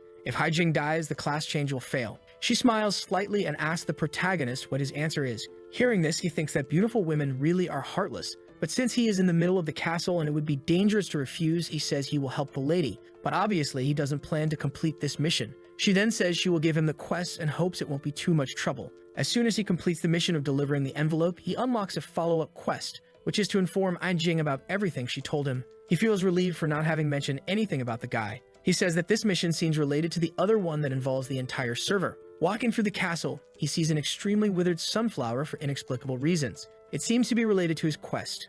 With years of experience playing RPGs, he knows that this is part of some mission. He then pulls it from the soil and keeps it. Afterward, he returns to the guide, who asks if he delivered the message to Miss Lizanne. He says he did, and she asked him to kill him. The guy responds that it's impossible because Lizanne is his savior, and they promise to be together forever. Our protagonist thinks that he has met someone quite different. He then tells the story. A month ago, he confessed to Lizanne, and she made arrangements for him to enter the sacred palace. But yesterday, out of nowhere, a woman appeared in his bed. Immediately after, the guards entered his room accusing him of violating that woman. They said it was a sin, and that he would be taken for trial. He said he asked for a message to be sent to Lizanne for help. However, she ordered him to be killed. Confused, our protagonist is trying to piece things together. He remembers that in the past life, the fall of the City of Flames was due to the Sacred Lord's temptation by a demonic spirit, and Lizanne is one of the servants of the Sacred Lord. Considering what the guy said, her personality changed suddenly. He then asks what the guy did during his time in the Sacred Palace. The guy says that when he was there, the only strange thing he saw was an extremely withered flower.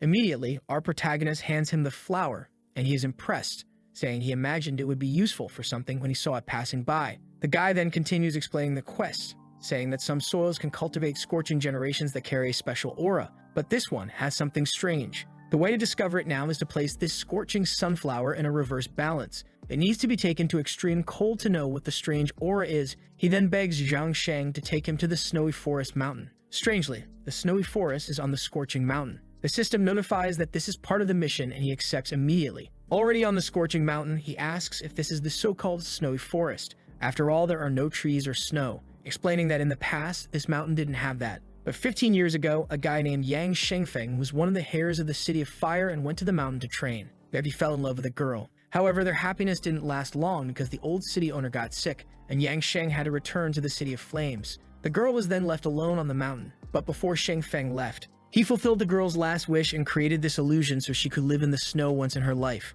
The protagonist listens to the whole story but is more interested in where his experience is. However, the girls are impressed, saying it's a wonderful and romantic tale. The protagonist remembers that this guy was a two-element mage. He had no idea he had learned ice to create a snowy forest for a girl. The guy finishes the story saying that after many attempts, the girl became the leader of the sacred burning mountain. And to this day, that illusory formation is maintained there. The two girls are sad about the end of the story, but he remembers that in the past life, the destruction of the City of Fire was thanks to the Sacred Lord. So this girl seems quite dangerous. He asks if the story is over and if they can purify the soil. The guy then says yes, but the purification process takes 4 or 5 hours. It would be good if they waited there. However, the girls say they don't have much time. After all, he is receiving messages that the event is ongoing. People are having difficulties and the 4th suppressor pillar is about to open. Considering that no one there can handle gold monsters, as soon as the first one is activated, the mission will fail. He then tells the guy that unfortunately, he will have to stay there doing the purification alone. He will take care of other things and return at any moment. The guy says he understands and hopes he comes back, leaving a like on the video to help Mamoru make more juicy content for his viewers,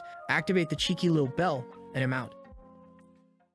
The protagonist then says goodbye to the guy and mentions he has to go perform a purification on the soil. The man replies that it's fine and tells him to take care of his business while he stays and waits. With that, Jiang calls the girls to head to the mountains to kill the creatures. Meanwhile, at the Sacred Palace, a knight arrives and informs Allison that the esteemed adventurer she spoke with has spent a long time in the garden. She acknowledges this and tells him to leave and is fuming with anger at the adventurer. She declares she will have to meet him personally and activates her powers to fly off. On the mountain, the group is struggling against the wolves. All the teams are having a hard time until they notice the team that got the first kill approaching. Everyone thought they would give up on the server mission. The knight remarks that the people from the Magma Mountain are also there, probably to redeem themselves. However, as soon as they see Jiang's route easily defeating the creatures, everyone's morale drops. The system announces that they are now part of the Blazing Flames server event. To obtain rewards, they would need points. In team mode, when someone kills a monster, they get 80% of the points, and the remaining 20% are distributed among the rest of the group. Currently, they have 0 points and 0 public points. The knight asks what they will do now. Apparently, he sent a message to the moon asking where she was. Then he tells the knight that they will first find the moon and then head towards the suppression pillar. The moon responds that she is at the east pillar dealing with some elite creatures and the bosses will appear in that region. As soon as they arrive, the moon is impressed, saying she thought they would take much longer and only appear when the last crystal was opened. She then says that now that they are here, they can start killing the monsters. The pillars opened very quickly, and the players didn't have time to adapt. The situation got out of control and the system is warning them. The 5th demon suppression pillar is about to open. A large number of pillar residues have been destroyed. The 6th pillar is also about to open. Jiang is startled that 2 will open at once. With things happening simultaneously, it will be hard to handle, and the background characters are afraid of dying, wondering if no one will help them. They are pleading for someone to save them since their shields are on cooldown. Lu then turns to Jiang and tells him to stay in the backline since he is a skinny priest who can't take a hit. Jiang, feeling insulted, tells her it's not necessary. He casts a heal easily hitting 1,000, but the creatures have more than 5,000 health. He is impressed by how tough the monsters are, then tells the knight to gather a bunch so he can kill them all at once. The moon says he is acting impulsively, but he holds her little arm and tells her not to worry. The knight then starts using various abilities to attract the creatures. With all the monsters following her, the protagonist uses the pentagram in the region, hitting 2,400 on each monster. Now the moon is in disbelief, wondering if he really is a healer. No one understands how he can do such a thing. He then tells the knight they will wait for the abilities to recover. Sometime later, she gathers the monsters and uses another ability. The moon still can't believe it, wondering if he is really human. Meanwhile, Megumin from the Deep Web says the pro player is indeed the strongest. She will have to work hard to get close to that power. However, Jiang thinks this method of killing monsters is still too slow and decides they will block the suppression pillar. Lu explains that the pillars will release 3 waves of regular monsters and 1 wave of elite monsters, so that was probably the regular wave of the 5th pillar. Regular monsters are worth 10 points but don't drop any items. In this event, only bosses drop items. She is explaining all this, but it's obvious Jiang doesn't care as he already knows these things. This reincarnated guy is quite arrogant. However, with so much healing power, he can afford to be. At least the event experience is generous, and he is now at level 16. Even his friends reached level 15. Jiang is happy since the stronger they are, the more they can help. However, the moon is still worried, telling them not to get excited as they are about to enter the suppression area. There is black magic there that will curse them. Once cursed, they suffer negative effects and all recovery becomes ineffective. Additionally, upon death, their attributes are reduced by 20%. Jiang is cursed but doesn't seem to care much. Lu finds it strange since this would make any player desperate, yet he remains calm. She suggests once again that he should stay back, killing monsters from a distance. However, he is interested in going inside as waiting for the creatures will take too long. The key is to do things as quickly as possible. The moon warns that if he dies, he will suffer an epic debuff, losing 20% of his stats permanently. Nonetheless, Jiang ignores this and the two follow him. He knows those creatures can't kill him. Meanwhile, in the Sinnoh Forest, Jin is still waiting for the soil purification until Listen arrives behind him. He senses the mana fluctuations changing and wonders if the adventurers have arrived. Turning around, he sees the girl and feels happy. However, before he can say anything, he gets trapped in chains. He asks what happened to her and says they can resolve it together, but she silences him. Meanwhile, inside a demon suppression crystal, a girl is saying that the wolf boss of the 5th floor is there and questioning if they are really going to attack it. The protagonist tells the knight and the moon to go ahead, but then a system message arrives. Sudden mission. Lizen has captured the flower. Recover it, or the mysterious mission will fail. At the same time, another window says that an energy suppressing the monsters has been suppressed, and a gold pillar will appear in 15 minutes. Jiang doesn't know what to do. The moon sees his face and thinks he's reacting to the server notification. The system then gives another warning. Due to a mysterious power, all pillars will be deactivated and will recover in an hour. Jiang warns that they need to urgently leave and head to this gold pillar. He is certain that the 2 missions activated simultaneously must be connected somehow. Meanwhile, in front of the gold pillar, there are several giant chains sealing the entrance. All the other guilds are there, and someone tells Yama, leader, it looks like the gold pillar is about to open. Everyone is preparing because they know this battle won't be easy. The gates have closed, so players from all over the mountain are heading to that region. They know that the first kill team will soon arrive. Someone asks Yama if they could take advantage of the chaos and attack, but Yama seems to be getting scared and says that healer is very mysterious, so it's better to check the situation first and see what we do. Everyone else there thinks the same since a gold gate won't be easy. The moon tells the protagonist she knows he is strong, but the creatures there are of gold, so he shouldn't do anything crazy. He tells her to relax and that he'll be calm now. However, she is certain he will cause some trouble. The pillar then breaks, the chains fall, and guess who comes out? Lizen appears entering. Seeing this, Jiang thinks it's the perfect chance to solve 2 problems with 1 stroke. He bids farewell, saying he wants to go to the other side. The moon says he promised not to do anything foolish. He responds that the situation has now become special and dives into the chaos. The knight and Megumin say they will follow him. They say goodbye to the moon, saying they'll see her later as they're going ahead. The moon realizes she has no choice but to join them. The rest of the guilds around wonder if it was the first kill team that entered. It seems they are really crazy. Yama starts to think they made a wrong judgment and entered without knowing how dangerous it is. But now that they've chosen this path, they can't blame him for being ruthless. The plan is to use the demon seal they found earlier to end their chances. The item makes a gold pillar completely sealed for 5 minutes, so the people inside can't get out and vice versa. All the other guild members are happy about this, saying it seems we're not the only ones who wanted to teach these guys a lesson, and it's a great gift for them. The guild of the guy who wasn't bad to the protagonist still doesn't know what they will do. They realize that all the other guilds are determined to finish them off. There's not much they can do, but it's not worth kicking a dead dog. It's a shame that the priest got trapped inside a gold pillar because he's probably done for. Inside the pillar, the debuff is even worse. You have been cursed with a golden malignant aura. For 1 hour, all recovery effects are reduced by 99% and 40% of your attributes are lost upon death. Even the protagonist realizes that this won't be easy. All the girls came along and asked why the moon followed too. She says she had no choice but to follow them. But now everyone is in this deadly pillar. So what are they going to do? Jiang tells them to stay very close to him, thinking that having 3 girls fighting by his side isn't so bad. Lai Zhang appears, chanting spells and putting the creatures in a berserk state. The protagonist notices the monsters are going crazy. Despite the chaos, Jiang isn't too concerned about what the girls are doing. The system alerts that a player used the fragment of Siller demons, sealing the golden gate for 5 minutes. However, more fragments are used immediately after, totaling a 45-minute lockdown. Jiang realizes someone wants them dead, but he doesn't care much, believing they just need to fight and find a way out. He instructs the 3 girls to follow his commands. They prepare as Alizen summons a dragon, and the horde of monsters rushes at them. Jiang tells Megumin to stay back and summon her creatures to distract the elite monsters, even if it means sacrificing them. He asks the knight to attract all creatures while prioritizing her safety since he can't heal inside. He tells the moon to stay hidden, observing, and only attack if someone breaks through their defenses. She agrees, determined to do her best. The fight begins.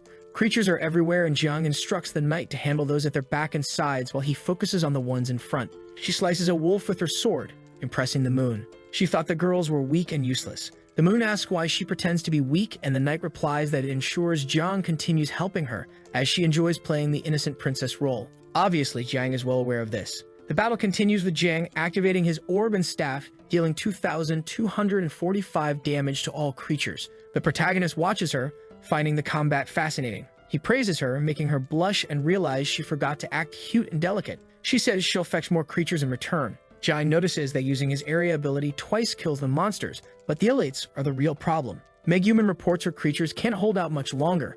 They're being beaten in the dogfight. Jiang tells her to hold on a bit more. His ability will be ready in 30 seconds. At that moment, a wolf leaps at him, but the moon saves him just in time. She asks if he can handle the elite creatures with their much higher health. He says he'll find out when they get there, making her hesitate and feel unwell. He grabs her by the waist, forgetting they're in a dungeon. She feels embarrassed, asking if he's taking advantage of her. He tells her to relax because there's still a lot to come. He uses Flash to transport them to Megumin's side and asks if she liked the effective move. She blushes, thinking he's more impressive than she thought. He tells them to drink a potion to recover mana and return to the fight. The wolf takes a 1040 heal and dies instantly. He activates the healing area again, and the creatures enter, resolving the situation. The protagonist thinks all this difficulty is worth it since they're gaining a lot of experience. They just need to maintain this pace and not die. They feel motivated while outside everyone is confused, sure that everyone inside must be dead. The people next to them ask if they won't hold out until the time is up, and if they haven't managed to pass. The leader says no. That cursed debuff is basically a death sentence.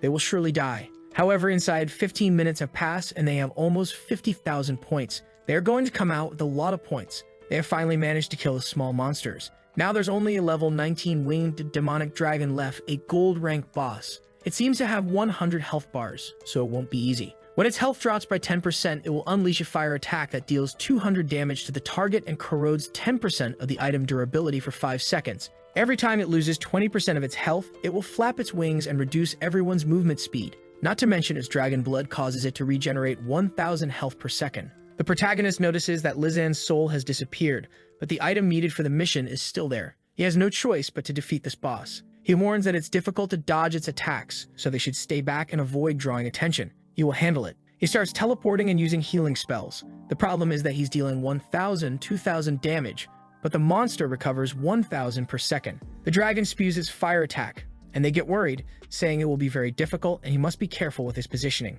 He takes a hit but can now exchange some of his mana for health. The moon is increasingly impressed, wondering what kind of game monster Jang is. He uses a pentagram to attack, realizing he will have to kill it gradually. He knows there are people waiting for him outside. Things will get intense once he finishes this. The monster keeps attacking and roaring. As good as Jang is, he can't dodge everything. Fortunately, he can't use healing items but can defend himself with mana.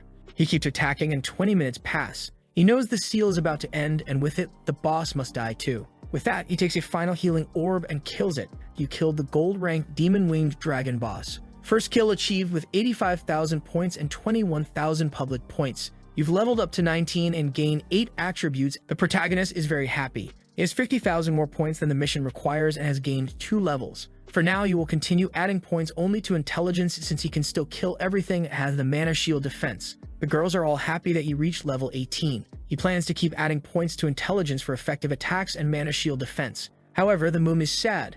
She realizes she couldn't help at all in this place. She says she'd rather play alone than steal experience and leaves the team, feeling down because she can't handle being carried. Jang realizes the girl is quite stubborn but decides to leave her for now, as there are things to resolve outside. But not before grabbing the loot from the monster, a platinum rank contaminated dragon staff, which requires purification before use with unknown properties, a contaminated helmet, and a sealed 3-star skill book. The quest item is purified and it's time to complete the mission. Now it's time to settle the scores. Outside, people are confused, wondering where the monsters are. Yama says they'll wait 2 more minutes, and if nothing happens, they'll send someone inside. At that moment, they see someone coming out. It's the moon calmly. They knew she was the one who activated the mission and entered with Jang. Seeing her alive, they wonder if there were no more monsters and question her why she could leave before the first kill team that entered before her. She asks why she should answer. Yama says she better respond since she's marked with the curse and probably doesn't want to die. Another member says they don't want to cause any harm but just want to know about the situation with the first kill team. The moon finds it ridiculous that these extras think they can cause trouble for the protagonist and tells them if they have the courage, they should go and see for themselves. With that, she activates her invisibility ability to leave, saying there's nothing to discuss. One guy tries to hit her with an ice ability, but she's already gone, reappearing behind him and knocking him down. Yama asks if she's declaring war on his guild and warns that this is her last chance to say anything before facing the consequences. She replies that she doesn't care and invites him to try anything. At that moment, Jang appears, asking why they are mistreating the girl from his team. The guys are shocked because they know he's the healer who went in first. They are curious, wondering how he is still alive. All the guilds use their seals, so he should have died. The moon thinks this is going to be interesting and Jang realizes everyone is shocked he's alive. He asks the moon why she didn't tell everyone he was inside waiting. She almost risked her life. They still need to finish the server mission, and there are many people around. He tells her to get inside because he has to deal with the situation. She asks if he will handle everything, and he tells her not to worry. She smiles, telling him not to die or she'd have to avenge him, looking all cute and blushing. She tells the maid she was lucky and will be waiting inside for the good news. The guys tell Jang they didn't expect him to come out alive and ask where the rest of his team is. He says they are inside and asks if they want to check. Yama proposes that there's no reason for him to go inside and suggests that if he sends out the knight and the summoner, they'll let him escape since he's just a useless healer. However, Jang says it wouldn't be right to send his team to their deaths and offers to consider it if Yama does something.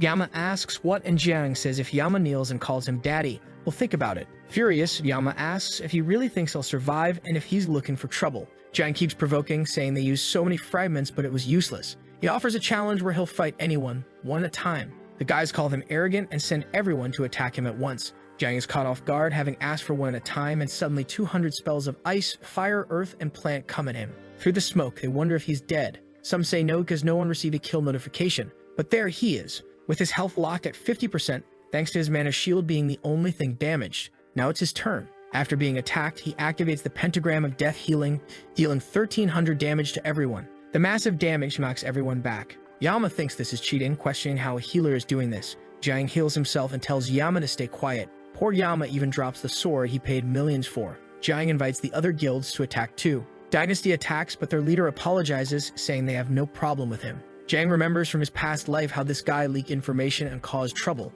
so he sees no reason to spare him. He tells the guy he won't forgive him as they use the seal on him. The guy tries to lie, saying he misunderstood and used the seal to help with the server quest, not to kill them, suggesting they pretend it never happened. Jang says he's stalling because he's going to die anyway. The guys call Jang arrogant, saying Dynasty isn't a guild to offend like this, and sends all members of Squad 3 to attack his team. Jang says he can't let that happen. He notices the guy is smart, sending other members to attack so he won't lose his items. Jang easily dodges some attacks and defends against others. People find it bizarre that the priest has so many abilities. To further provoke, Jiang asks if Dynasty Guild is only capable of this much. The leader loses his cool and orders all close-range fighters to attack him as well. A fragile guy like Jiang shouldn't be able to withstand so many people. The knights charge, but Jiang is no fool. He knows it won't be worth it for him, so he teleports behind the leader. He strikes, and the guy tries to flee, but it's too late. The healing has already been used, and all that's left are swords. Everyone is in disbelief, wondering if this is the difference between a top player and the rest.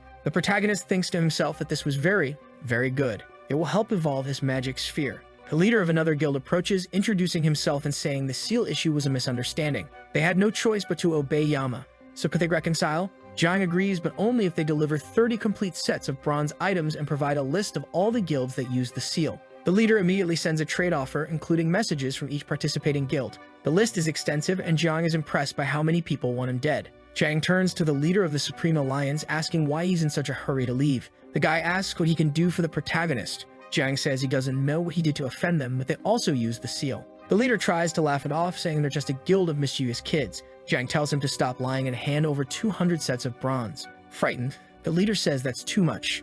Jiang says if that's the case, he will have to be cruel. The leader says to wait and offers to pay 100 instead of 200. Jiang says he changes his mind quickly, but it's a good offer and he will accept. However, as the guy approaches, he activates a skill called Soul Thorns and attacks Jiang. Everyone is confused, thinking he killed the protagonist, but someone notices he hasn't respawned and instead turned into fragments. Jiang reappears, asking how he's doing. He used the illusion boots effect, which negates damage with a 3-minute cooldown. Everyone is confused, but Jiang doesn't hesitate, healing himself and killing the leader, who drops a mana recovery ring. Jiang says they are very kind and equips the ring to help with the server mission. The items from other guilds will also boost his power. It was indeed a bountiful harvest. However, he needs to be more careful since everyone now knows he's strong. This time, they underestimated him because they had no idea of his power. Suddenly, the system announces, due to the restoration of seal power, the 5th, 6th, 7th, 8th, and 9th pillars will open. 5 crystals will open at once. Seeing the chaos, Jiang decides to let the other guilds flee. Rafa number 1 appears, praising him for killing so many players and being so impressive. Megumin says she wants to be like him when she grows up. Jiang then goes to the moon and asks if she really wants to lead the team. If not, she could at least show the way. At the spawn area, the prince also appears and Yama realizes he died too. The prince mocks Yama, saying at least he didn't lose good items like a certain idiot. The unimportant side characters continue arguing, one mocking the other. Someone teases Yama for spending so much on an item only to lose it. Yama replies that they aren't here because he's leveling up and will get better things. Someone mentions a shop selling good items at the Julu exchange pit. Angry, they decide to head there. Yama says he won't let them get those defensive gold items. In the city, a girl, a friend and neighbor of Jiang, recognizes Julu as the city he mentioned to her. She goes to the shop he bought from, where she is one of the managers. That's where the gold armor and other weapons they want are being sold. She says it's perfect that he got everything ready, but first, she needs to know that she's there. Meanwhile, he sees that the player Ru has sent a friend request. At the suppression pillars, they're facing a level 15 bronze-ranked boss. It has the usual 30% health abilities, but what's the point of mentioning that if he's already dealt 3580 damage? The creature attacks, but he teleports, casts a heal, and the monster dies. The girls are even having a picnic, and one of them comments that she hopes to have a life like this in the real world after graduating, finding an incredible and professional guy while she does nothing. Jiang continues collecting items, which, as they're not very good, he will use for the orb. At that moment, he sees Ru's friend request. She thanks him for finally accepting the request and informs him that she's arrived in Joel's city, but that there are 2 destroyers they're looking lost. They seem eager to buy the gold items he's selling and ask how much he wants for them. Shang realizes there are many rich players on this server and tells her to let them make an offer, but not to sell for less than 10,000 each. She turns to the guys and says the starting bid is 10,000, but the highest offer wins. They start competing, as there are only 5 gold items on the server. One offers 20,000, another 25,000, and Yama offers 26,000 for both items. Someone says increasing by 1,000 makes no sense, but they from the Imperial Court will not allow such a rare item to be sold to enemies, so he bids 28,000. Yama says he'll raise it to 30,000. Ru is impressed, wondering why these guys are spending so much on a game item. Should she just quit her job? Not even her fashion college would pay that much. She messages Jiang, informing him that the items are being sold for nearly 30,000 and expresses her desire to join him in the future. The protagonist says it's fine and tells her she gets 1% of the sales profits.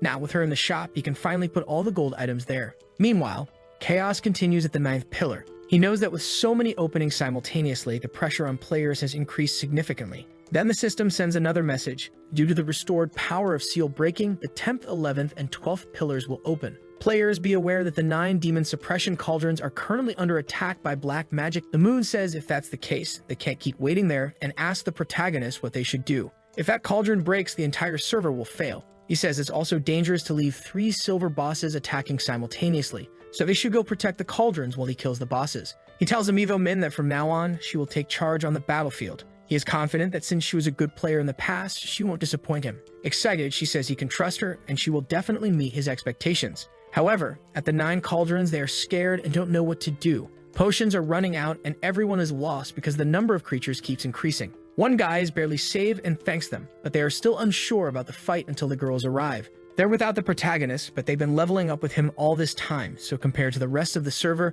they're still quite strong. Megumi starts assigning roles to each person. As a member of the first kill team, people begin to obey her, impressed by how well she controls the battlefield. They even consider inviting her to their guild, thinking someone like her is always good to have in a battle. The only problem is that in this situation, the most important thing is power, and they don't have enough of it. Meanwhile, the protagonist faces a cursed 3-tailed fox. It's a magical type monster, so it's dangerous to let it get close to people. Without hesitation, he starts attacking the monster with heal. He knows he can keep teleporting to reposition and avoid losing health. However, the quickest way right now is to keep casting heal without stopping. He doesn't even move. He just keeps maintaining the heals and damage fields. 10 minutes later, he has already soloed the boss and received some more gold items for his collection. Now, only one more suppression pillar needs to be dealt with. A group of 4 extras arrives there. They comment on being sad for not having killed many other bosses. However, now since all the other players are distracted with the cauldron, they are sure they can get this one. Someone runs past them, and they wonder who it was. But the egg-headed girl says to ignore it because they need to focus on this boss.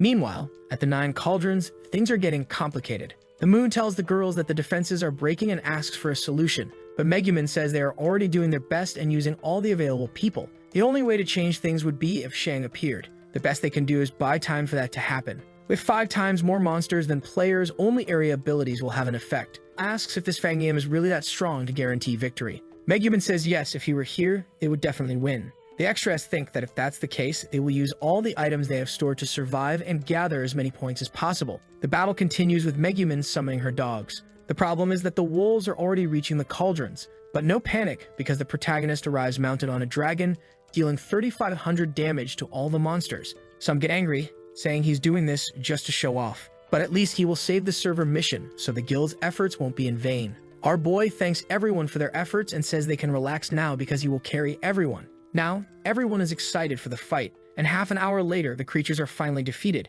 However, obviously, everyone is exhausted. It took 12 hours just for this server mission. Everyone is celebrating and happy, but the protagonist warns that it's not over yet. The moon asks what he means by that, and he says the last crystal boss hasn't been killed yet. He explains that he came running because of Megumin's message, but he hasn't gone to the last boss yet. The moon says it's strange because the monster should have come there. They decide to go take a look. At the 12th pillar, the level 15 8-headed snake has 7 heads missing. The monster has 2 poison abilities. One deals 200 damage per second within the mist, and the other removes 1% of maximum health per second. The quartet from Ko of Gilvantis already realizes it will be very difficult, and the archer warns that he can't hit through the mist. They realize it's not that easy to kill these bosses. They saw someone killing very quickly, so they came here. But the egg-headed girl says they have to try now. They use speed elixirs to come up with a plan and go for it. The protagonist is watching all this thinking that someone started things earlier, but the group is struggling so much that even their healer can't keep up. They can't see or hit the monster. With the monster healing, they are essentially dealing no damage,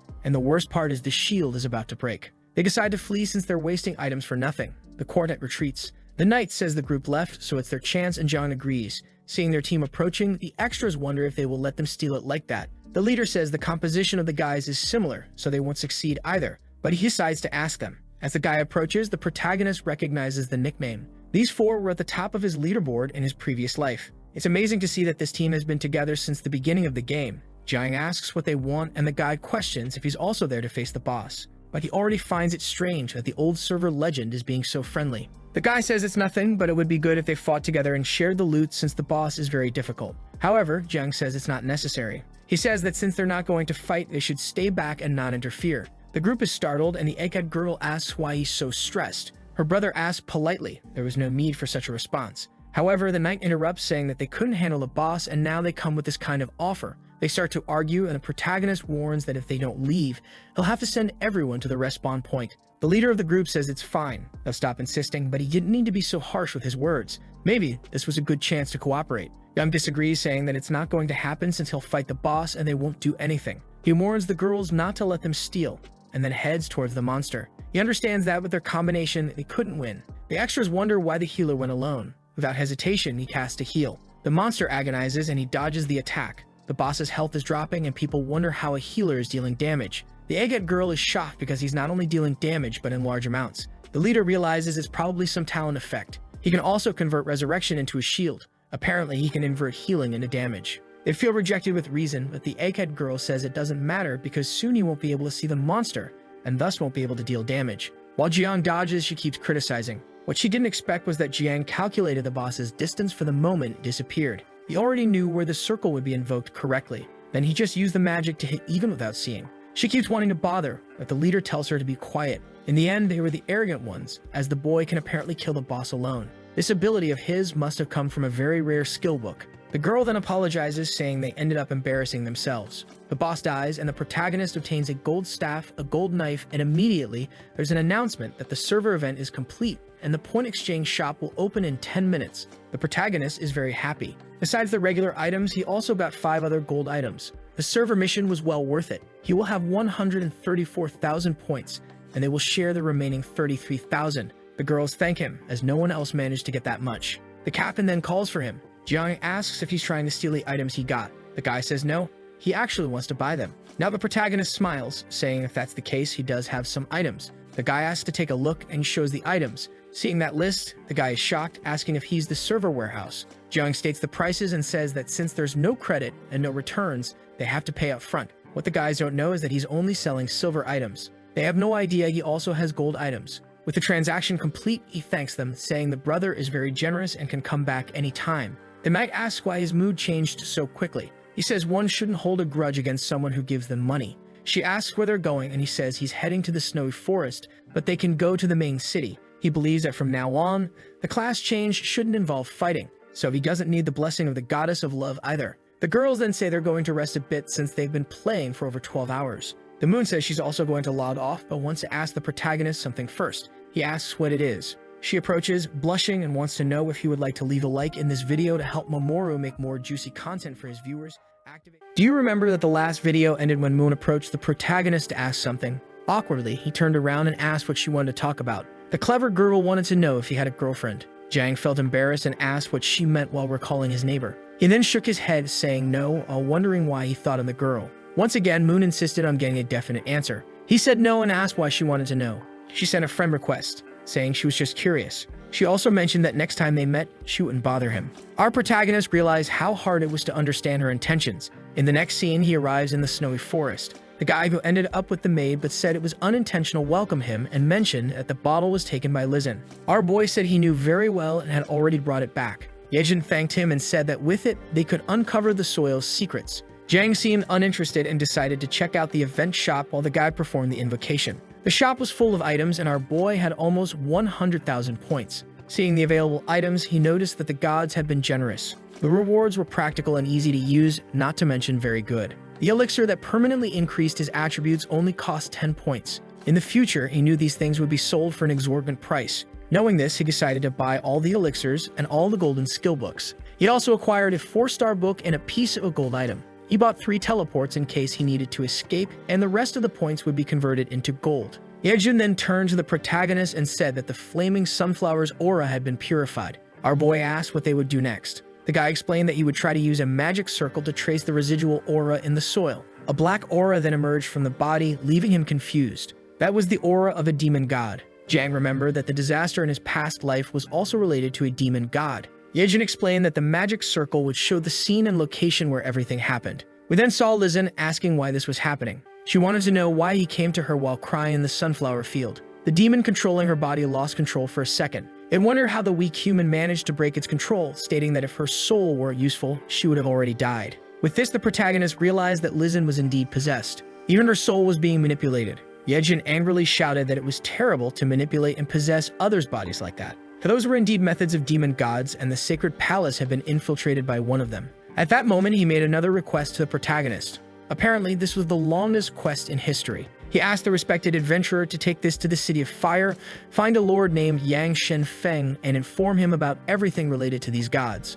Yang said he understood and was leaving right away. But just then, Lizin appeared using special magic and said no one would leave today. She warned that anyone who knew the secrets of the demon gods had to die. Yejin turned around emotionally, but Yang told him to be careful since that was no longer Lizin, just her body consumed by a demon. She was now a level 15 elite monster with a dangerous ability. After casting for 2 seconds, she could deal 100 true damage to a target within 20 meters and control them for 10 seconds. If she managed to control Yang, it would be very dangerous. Angrily, she asked the protagonist why he didn't fulfill the mission to kill Yejin. Yang replied that he promised Lizin, not the demon in front of him. At that moment, the protagonist noticed that the space around him was sealed. This meant that to complete the mission, he would have to deal with Lizin. The problem was that her abilities were difficult to handle, and she also dealt true damage. This meant his human defense wouldn't help at all. The demon said that since she had taken over the girl's body, she was Lizin. Angrily, Yejin told her to stop humiliating his beloved's body. Lizin was a gentle and delicate girl, but that was just a bodiless entity. Furiously, the demon replied that he had once again ruined her plans, so it was time for him to die.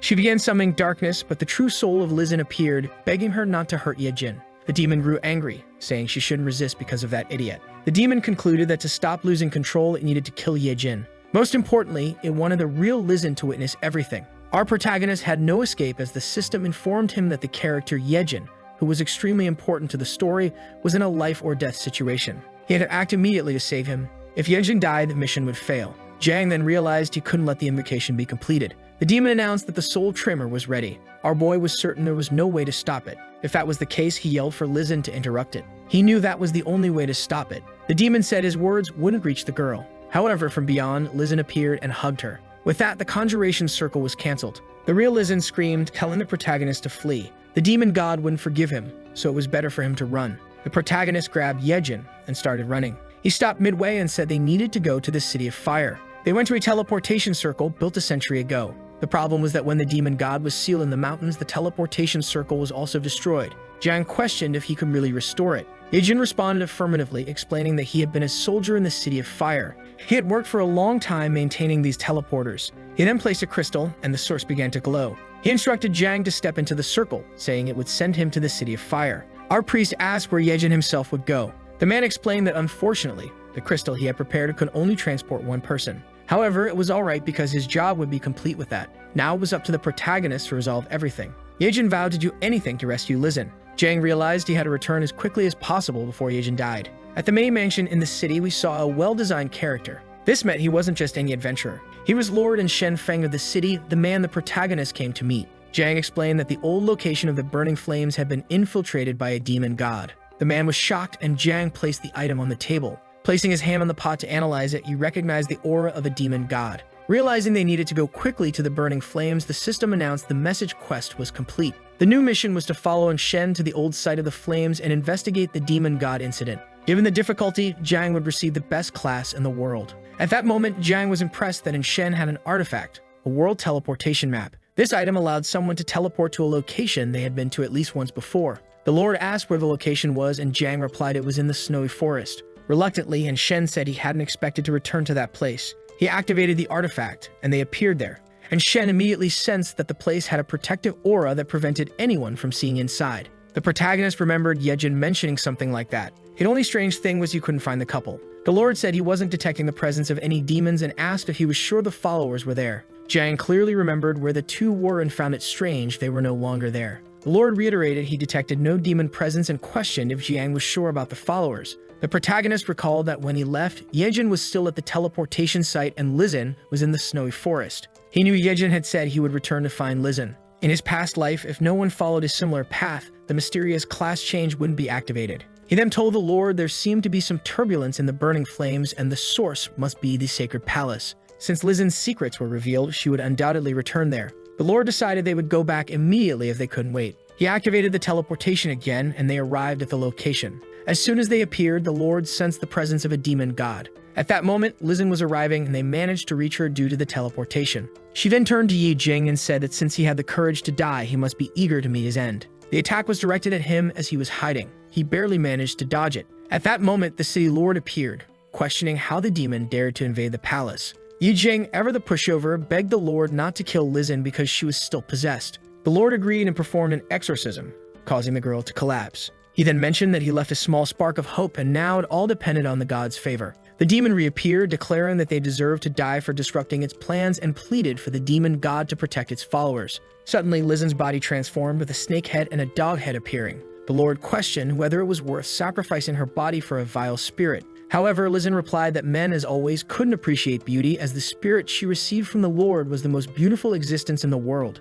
Yijing facepalmed, certain that her preferences had been influenced by this demon. The system then appeared. Follower of the demon god Anna, silver rank monster, level 20. She declared that no one could question her gods. Her attributes and resistances had increased by 50%. She still had the same soul control ability but now possessed a new one. Every time she lost 25% of her health, she would deal 200 true damage to all targets for 10 seconds. The protagonist already knew that this amount of true damage would be very troublesome for him to handle and wished the lord good luck. However, the lord replied that he didn't think he could help him. A red-haired girl appeared, stating that her opponent would be him. Suddenly, the protagonist was teleported and found himself face to face with the creature. He had no choice as the monster advanced towards him, saying he would pay the price for insulting the demon king. Yijing told her to shut up as she was just a mere follower of the god. He then cast his first heal. She took the damage and leaped towards him. Yijing realized she was very powerful. He was lucky it wasn't true damage. He cast another ability, causing her to writhe in agony. He knew that the soul shock had a 2-second cooldown,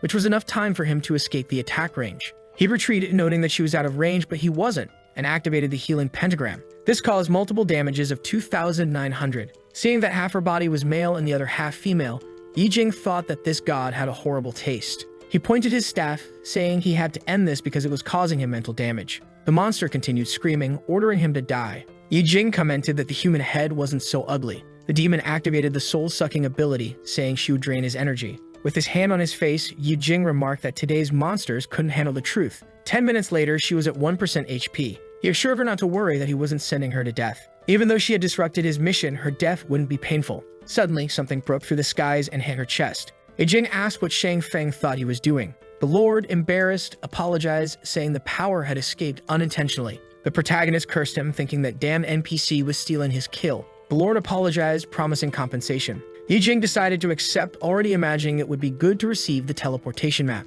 The high-density, red-haired woman then told the lord that the boy reminded her of him. The lord replied that he couldn't be as smart as him. The woman said that, in fact, they were both shameless. While the two argued, Yijing wondered why he was involved in this. The woman said it was the lord's ancestors' fault for sealing the demon gods here, and as a descendant, he was just as shameless as they were. Yijing was tired of being called shameless. The lord replied that if the gods hadn't been sealed, the entire city would have been devastated. She agreed, but mentioned that it cost the lives of everyone who lived in the city of burning flames. 100 years ago, this place was full of life. However, it became desolate after his ancestors imprisoned the demons here. She said the worst part wasn't even that, but that in the end, it destroyed all the teleporters to keep anyone from knowing what happened there, sealing the place off. With the people trapped and no one able to reach them, the land became abandoned. It was because they were abandoned by the gods that she joined the Demon King. The Lord stated he would not judge his ancestors' actions, but warned that joining with demons was the greatest crime of all. He added that in recent years he had been seeking ways to revitalize the area. The girl asked if he remembered the promise he made to her to take her to see the snow. She cried, recalling that he actually left her behind with a curse of snow. Jiang was shocked to realize that the real villain of the story was Yang Shangfeng. Hesitantly, the Lord admitted that he indeed left without saying goodbye, but insisted he couldn't allow the demon god to be released. The woman readied a sword, declaring his words useless, and leaped towards him, saying it was time to end this story. Our protagonist noticed she was skilled in using sword energy. The Lord defended himself with a magical shield, saying he didn't want to kill her, but invoked 2 spheres, indicating he might have no choice. Jiang grew concerned about the fact that the Lord was using 2 elements and shouted that it seemed his family indeed had a bunch of shameless people. He accused the Lord of planning to banish the woman and leave the place more abandoned than ever. The king bowed his head, admitting that Aisha was too strong, and he couldn't allow her to release the demon god's power. The girl leaped forward, saying Jiang couldn't get involved because he had nothing to do with it. However, he raised his arm, commanding both to stop and announced that he knew a way to solve both their problems and revive the place. Surprised, the woman asked what method he had, and even the Lord told him to stop talking nonsense. Jiang declared that if the root of all the trouble was the demon god Een, they just had to kill him. The woman responded that it made no sense since Een was an immortal god, and the Lord agreed, stating it was impossible to kill a demon god. Jiang confidently claimed that he could kill the demon god in 2 years. With that, a special mission to kill the god was activated. If he failed, his soul would be trapped there forever, but if he succeeded, he would receive the world teleportation map. The Lord acknowledged that Jiang came from the land of other gods and asked if he really wanted to make that deal. Jiang smiled and made an oath as an interdimensional adventurer to kill the demon god Ain in 2 years. The mission was activated and he asked if they could stop now. The girl agreed to give him 2 years but warned that she would still make her own choice in the end. The Lord swore that he would also seek other solutions for the place in those 2 years. Aisha said they could talk about it but had one more request: to repair the teleporters in the area. The Lord warned that because of the curse, no one could leave. The woman explained that although the residents couldn't leave, they could trade with other people in the world, improving their quality of life. The Lord placed his hand on his chest and said it was very important, so he would discuss it with the city officials. Jiang coughed to get attention, reminding them he hadn't received his reward. The Lord said he knew Jiang was in a hurry but shouldn't be impatient. He then turned to Aisha and asked if the place could be opened for Jiang to receive his reward. She invited Jiang to come with her. The mission for the calamity of the burning mountains was completed, and our boy smiled, thinking it was indeed something very difficult for anyone else to have done. Aisha approached the statue and used a spell. When the portal opened, she instructed him to enter, informing him it was the last remaining sanctuary of light. The Lord told Jiang that this sanctuary was established by the creator god. The story said that before becoming a god, he was just a priest of a light sanctuary. Jiang found it interesting that someone ordinary could evolve to such power. In front of 6 statues, she explained that those were the secret priest classes, and the statue in the middle was the reincarnation of the god of light and the mentor of each of the 6 classes. She informed him that a priest could follow 2 paths: specialization in healing or specialization in judgment.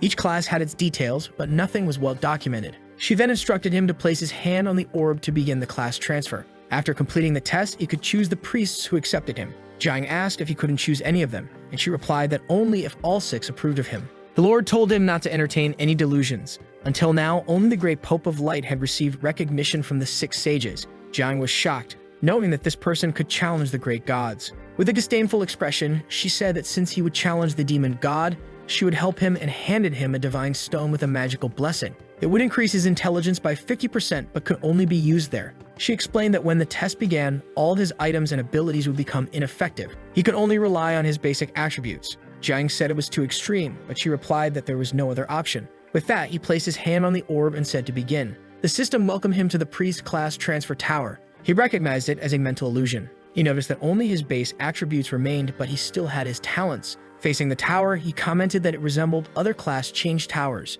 He received a quick healing ability and some wooden equipment, as well as a level 19 wooden knight that could advance in a straight line, causing damage. He saw that the quick healing ability restored 50% of the target's health. He knew he had his talent, but suspected it might be a trap. At that moment, another puppet appeared, and the system informed him that if his puppet died, he would lose. Jiang suspected it was a trap and ordered his puppet to attack while promising to heal it. The two collided shoulder to shoulder, causing 85 damage. He began calculating, noting that the monster had 540 health, and each heal restored 150. He timed his heals perfectly, thinking it was too easy. Outside, Aisha remarked that he had been in there for a while, yet no statue had lit up. The Lord said it was strange since Jiang had defeated a cultist alone. She smirked, saying it was impossible for someone who didn't light any statues to defeat the god in 2 years. The Lord agreed, but noted that neither of them could do it either. Only adventurers from another world could accomplish such feats. Suddenly, the Lord asked her to wait. She replied that it made no sense to wait since he had passed 4 floors and no statues had lit up. Suddenly, the first statue lit up and 4 others followed simultaneously. The Lord was shocked, and Aisha wondered what Jiang had done in the transfer area. In the test, Jiang was now troubled. He had complained a little, and now on the 4th floor, the number of enemies had increased drastically. He said it wasn't fair, but commanded his puppet to advance. The other puppets leaped towards it, and he urged it to resist. After an intense battle with a lot of healing, 10 minutes passed, and it was time for the next floor. The system announced that due to his incredible performance, he would face the final challenge next. In this final challenge, he had a time limit to complete it, or the arena would disappear and he would fail. The protagonist stated that the test was too easy. It was a challenge to see if a priest could survive without allies. However, unlike others, he grew stronger when alone. He used the yin-yang reversal, causing his magic to restore 100% of the target's health. The final test began immediately. Confidently, he smiled, saying it would be easy. The 5th statue lit up, and the Lord smiled, saying it seemed they had chosen the right person. Even Aisha acknowledged that it was rare for someone to be recognized by 5 statues. They now believe in a possible miracle. Looking at the last statue, Aisha said it was a fantasy, as he could not compare to the Pope. However, the Lord smiled when the 6th statue lit up. The girl couldn't believe it. Confident now, the Lord declared that Brother Yang was indeed very strong. Aisha warned that when the boy woke up, he would be exhausted from mental fatigue. At that moment, the Lord asked if something was wrong. The statue of the great founding god had lit up. Aisha couldn't believe it was possible. Both knelt, offering salutations to the great new lord of the city. The system announced the test was over and the protagonist woke up. Seeing them kneeling, he asked what they were doing. The Lord and Aisha told him to look. He could choose any of the sages, including the creator. Yang asked if that was really a class, and she replied that she had never heard of it, but if it lit up, it meant yes. He was then enveloped in orange flames, hearing the following message, and God said, "Let there be light." The class transfer began, transforming him into an apostle of light, granting him the sacred body of light and the eyes of light. He looked back smiling and asked the Lord if he had done a good job. The Lord, still bowing, said he offered his respects to the sacred apostle. The protagonist felt a bit embarrassed by all the exaggeration and began to worry that other NPCs would treat him the same way. Yang approached the Lord and reminded him of their deal, not to forget that he stole the final blow on the apostle. The Lord, still embarrassed, promised he would be rewarded upon returning to the city. Jiang patted his shoulder, saying he expected a great reward. They shook hands, sealing the deal. Aisha mentioned that it would be interesting if he didn't complete the mission in 2 years, and Yang responded, telling her not to say such discouraging words. Aisha then said he didn't mean to be so formal and could call her Aisha. She handed him the faceless mask as compensation for what she did, an item that hides all of his information and details when used. Yang accepted it immediately, thanking her and feeling a bit awkward. She reassured him that he didn't need to worry as she wouldn't hide anymore. Aisha then turned to the Lord and told him to be generous, to which he agreed. However, with the activation of the 7 statues, the world might enter chaos. Aisha explained that the sacred temple probably already knew about the news. Meanwhile, at the temple, the Pope received the news that a great apostle had appeared. A servant asked if this was good or bad, and the Pope responded that God's will should not be speculated upon. Whatever it was, they would find out when the time came. The protagonist wasn't concerned about the sacred temple as long as they didn't cause him trouble. He was more curious about the buffs of his new class. The apostle could learn abilities from all priest classes, including the Path of Judgment and the Path of Healing. The Sacred Body ability made him immune to any control effects, and the Sacred Eyes allowed him to counter any type of conversion attack. Jiang was excited since his target wasn't other players but the gods above them. The Lord told him to stop laughing or he would return to the city alone. They bid farewell to Aisha and arrived at the City of Fire. At the entrance, Jiang asked the Lord why they came to the gate instead of the mansion. The Lord said he wanted to show him something. Jiang was confused, and as they entered the city, the NPCs cheered for the apostle. He was bewildered, and the people in the city found it strange that NPCs who had never spoken suddenly started conversing with someone. The Lord asked him how it felt to be treated as an apostle. Jiang thought it would be difficult to walk through any city now. He then suggested they go receive the like on this video to help Mamoru make more juicy content for his viewers, activate the cheeky little bell, and I'm out.